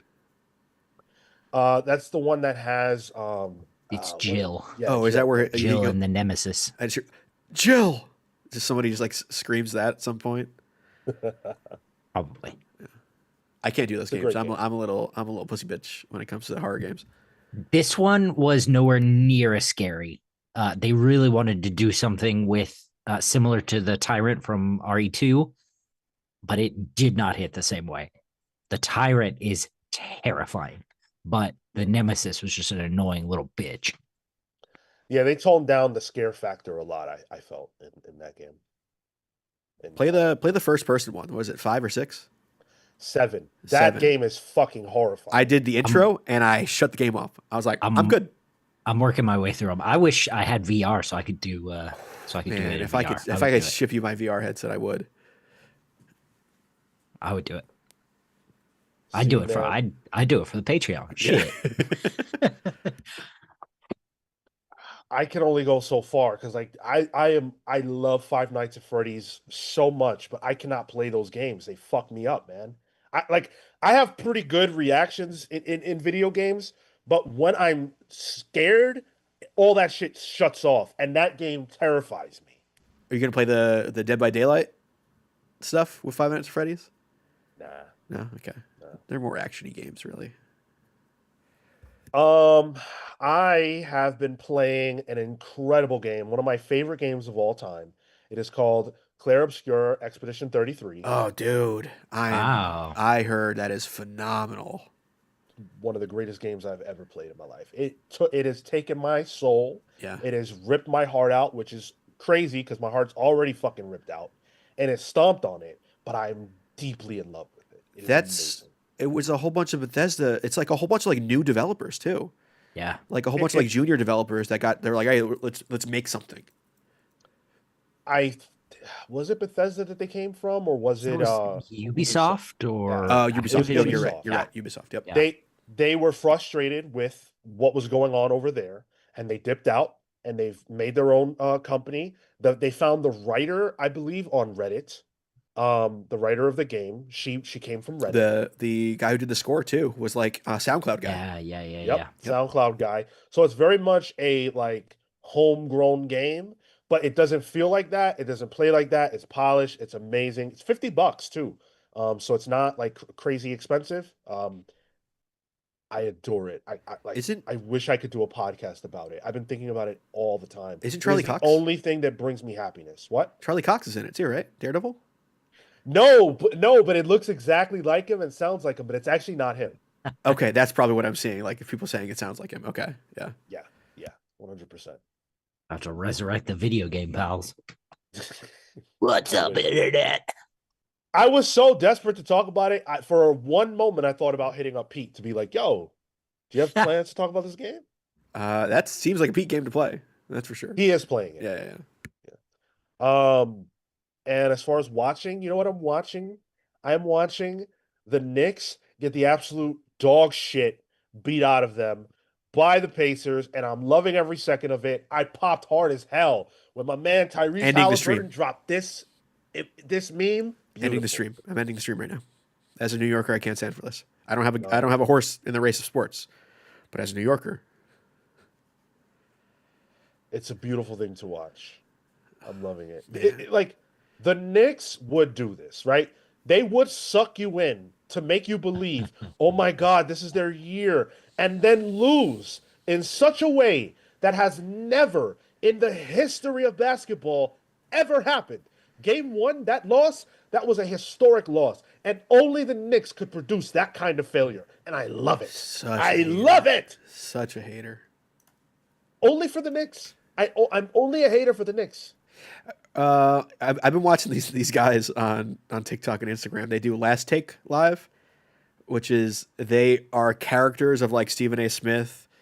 Like they're doing First Take, but improv, and it's fucking hilarious. And it's almost made me like sports just because there's an improv version that is actually talking about sports. Like there's this guy that does Skip Bayless too, that sounds just like him. It's stupid, and they did a take on the Cameron and Mace's show. Mace, yeah. Which Cameron, Paul, like that's where the pauses happen on that podcast. I don't watch sports. That podcast is hilarious. Yeah. Cameron has been funny. That dude is hilarious. Cameron's an idol for me, honestly. His that one photo shoot he did with the pink Kangol ran free in my head. Why you don't want to let him talk? You mad? You mad on the Bill O'Reilly? I have you mad that screenshot in my phone since it happened, in my favorites. Phenomenal. Oh man, so good. Fucking BJ Kicks comics are dope. We've been texting back and forth about this and getting into tweets about it. He told me to go die over it. Whoa. Rightfully so. EJ said that? I mean, yeah, of course he was right, but Man of EJ God. said that? Man of God, BJ Kicks told me to go die about it. So there you go. You pissed him off. You're a Lakers fan living in New York. What are you doing, Sean? I don't know, man. I don't know what I'm doing. Sheesh. I really don't. Silhouette said, I have never been a fan of Knicks, but being a New Yorker, you're from New York? How is this the first time you're saying that, dude? He said, I was getting excited for the possibility, and now they're breaking my heart. At the same time, I'm loving the Pacers. Fuck yeah. The only piece of sports, anything I own, is a Pacers jersey that I got 10 years ago. I love the Pacers. What player? Oh, Paul George. Paul George was my favorite player. Dude. Paul George and Kobe. Dude sounds like a lost Beatle. What kind of name is that? Indiana? Yeah. I didn't know that. I can't believe Indiana has a basketball team. But not Vegas. I mean, I can't say that much Well, like Oklahoma City does. Like, right. Yeah. All right. Let's get to the rest of the shout outs that we've got to do and the origin, and then we will get out of here. All right. So I want to say further thanks to the Grand Alchemist, Shop Harder Alchemist, John Barrier B, Doomsday, David Melendez Doria, Steve Swarm Canaris, Panda v Panda, Ted Wong, Mad Max, the Absolute Overthinker, Blur, Jekyll Jose, Scripture, the Wardens of the Word, Hecatron, the Hate Machine, Amin, Almighty Perez, Houston, the Century Kid Murphy, Jasper the Gasper, Eddie, Lucas Heatwave Holner, Young Dende, the I forget what the Fey Fighter, Dawooty, Austin C, who joined us this week, joined us last night, actually. So thank you so much. Emily, or not Emily, what am I saying? Yeah, Emily. Um, and joining the Pals verse on an official level with a origin is Shalom Paladin Warburg. Now, I want to say before I read this that I wrote this drunk, and it was a stream of consciousness. And did you play a paladin in Warcraft? I did Okay. only, strictly, ever. Okay. I'm going to think about that, I think. Here we go. Pain, guilt, regret, psychic agony that tears men apart, renders them weak, shells of their former selves. Shalom was ravaged by these feelings. He had lived a life full of regrets, some big, some small, that attached themselves to him like ticks feeding on the blood of their prey. Picking at the scabs of his frayed mind only unearthed more painful memories. People who'd abandoned him, people that he had hurt. Shalom realized that there was no escaping the truth of his past, no matter how far or how hard he ran. So he made a choice. Maybe the only choice he'd ever made in his life that he didn't think he'd look back on with regret. He would dedicate himself to a life of service, of ridding the world and himself of the evil that leads men to regrettable actions. A perfect world is only possible if the people in it fight relentlessly against themselves. He met a man in his travels named Roland, who took a liking to him. In Shalom, Roland saw himself. He saw pain that could be transformed into righteous anger, pain that could be transmuted into the sharpest blade and wielded against evil. But what is evil? Roland believed that evil lurked in the hearts of all men, that no man walked the earth without being touched by sin, and this inherently made all men evil. Repentance or death was Roland's credo, as was the motto of the Paladins. Shalom didn't realize he walked with a paladin at first. It wasn't until they encountered a man brandishing a gun in a crowd, and he saw how Roland dealt with it, that he knew his ally was more than just a man. Roland coolly approached the man, told him he knew what drove him to such madness, asked him to repent. The man spat at Roland's feet, cursed him. Roland was angry. More than he had encountered another lost, irredeemable soul than the spit that covered his boots. Roland reached his hand out, and although he was too far to touch him, the man felt a burning sensation in his body. You have turned away from the light and forgotten the face of your father. Burn in the name of the holy and righteous. Burn and meet your maker. The man did burn, but on the inside, it was his soul that was on fire, not his body. A judgment made, a sentence rendered, an execution carried out. Shalom learned much from Roland. In some ways, he was grateful that his mentor had passed on before he could see what the world had become, how deeply it had fallen into the hole of sin and despair. Shalom walked the long road to the city of sin, the place peace forgot, the place most in need of redemption. He came as a redeemer, wielding the hammer of the righteous, and any who allowed evil to take root in their soul would have it smashed to pieces. It's too bad that Roland couldn't live the credo that he himself created for the Guild of the Paladins, repentance or death. That is why Roland had to do the hard thing and kill his mentor. But again, repentance or death, the way of the light, and the motto of the Paladin. And he's in Vegas? No, he's not in Vegas. Oh, you said City of Sin. The City of Sin. I was like, oh, it's like the Azrael of Las Vegas. Okay. He's in our world. He's in our world. I dig that. I always like the idea of the righteous paladin, but maybe too righteous, possibly. Could be dangerously righteous. A little too devout. Warhammer. Someone some Warhammer in here, yeah. The the hammer guy from the Kree, Ronan. Yeah. Ronan. Yeah. The accuser. Yes, yes, indeed. Yeah, Izzy. Yep. Although it may not be buddy buddy. It may not be what you think. May not be what you think, because Shalom's true. he believes evil lurks in the hearts of all people. So, if you want an origin of your own, the only way to get it is to join the Palsverse. That is over on our Patreon page, patreon.com/thecomicspals, where you can get an origin, a nickname, and a shout out here on this very show. Entertain me. I did not forget you in any way, shape, or form. You, my friend, go at the tippy top of our announcements because you're a part of the highest tier. So I already got you. I already got you earlier. Never forget you. How dare you? Cosmic November said, "Wow, that was hardcore." Well, listen, that's what goes on in my mind, I guess. I bet Izzy can make a sick ass minifig for this. Not minifig, that's yeah. Lego. Miniature.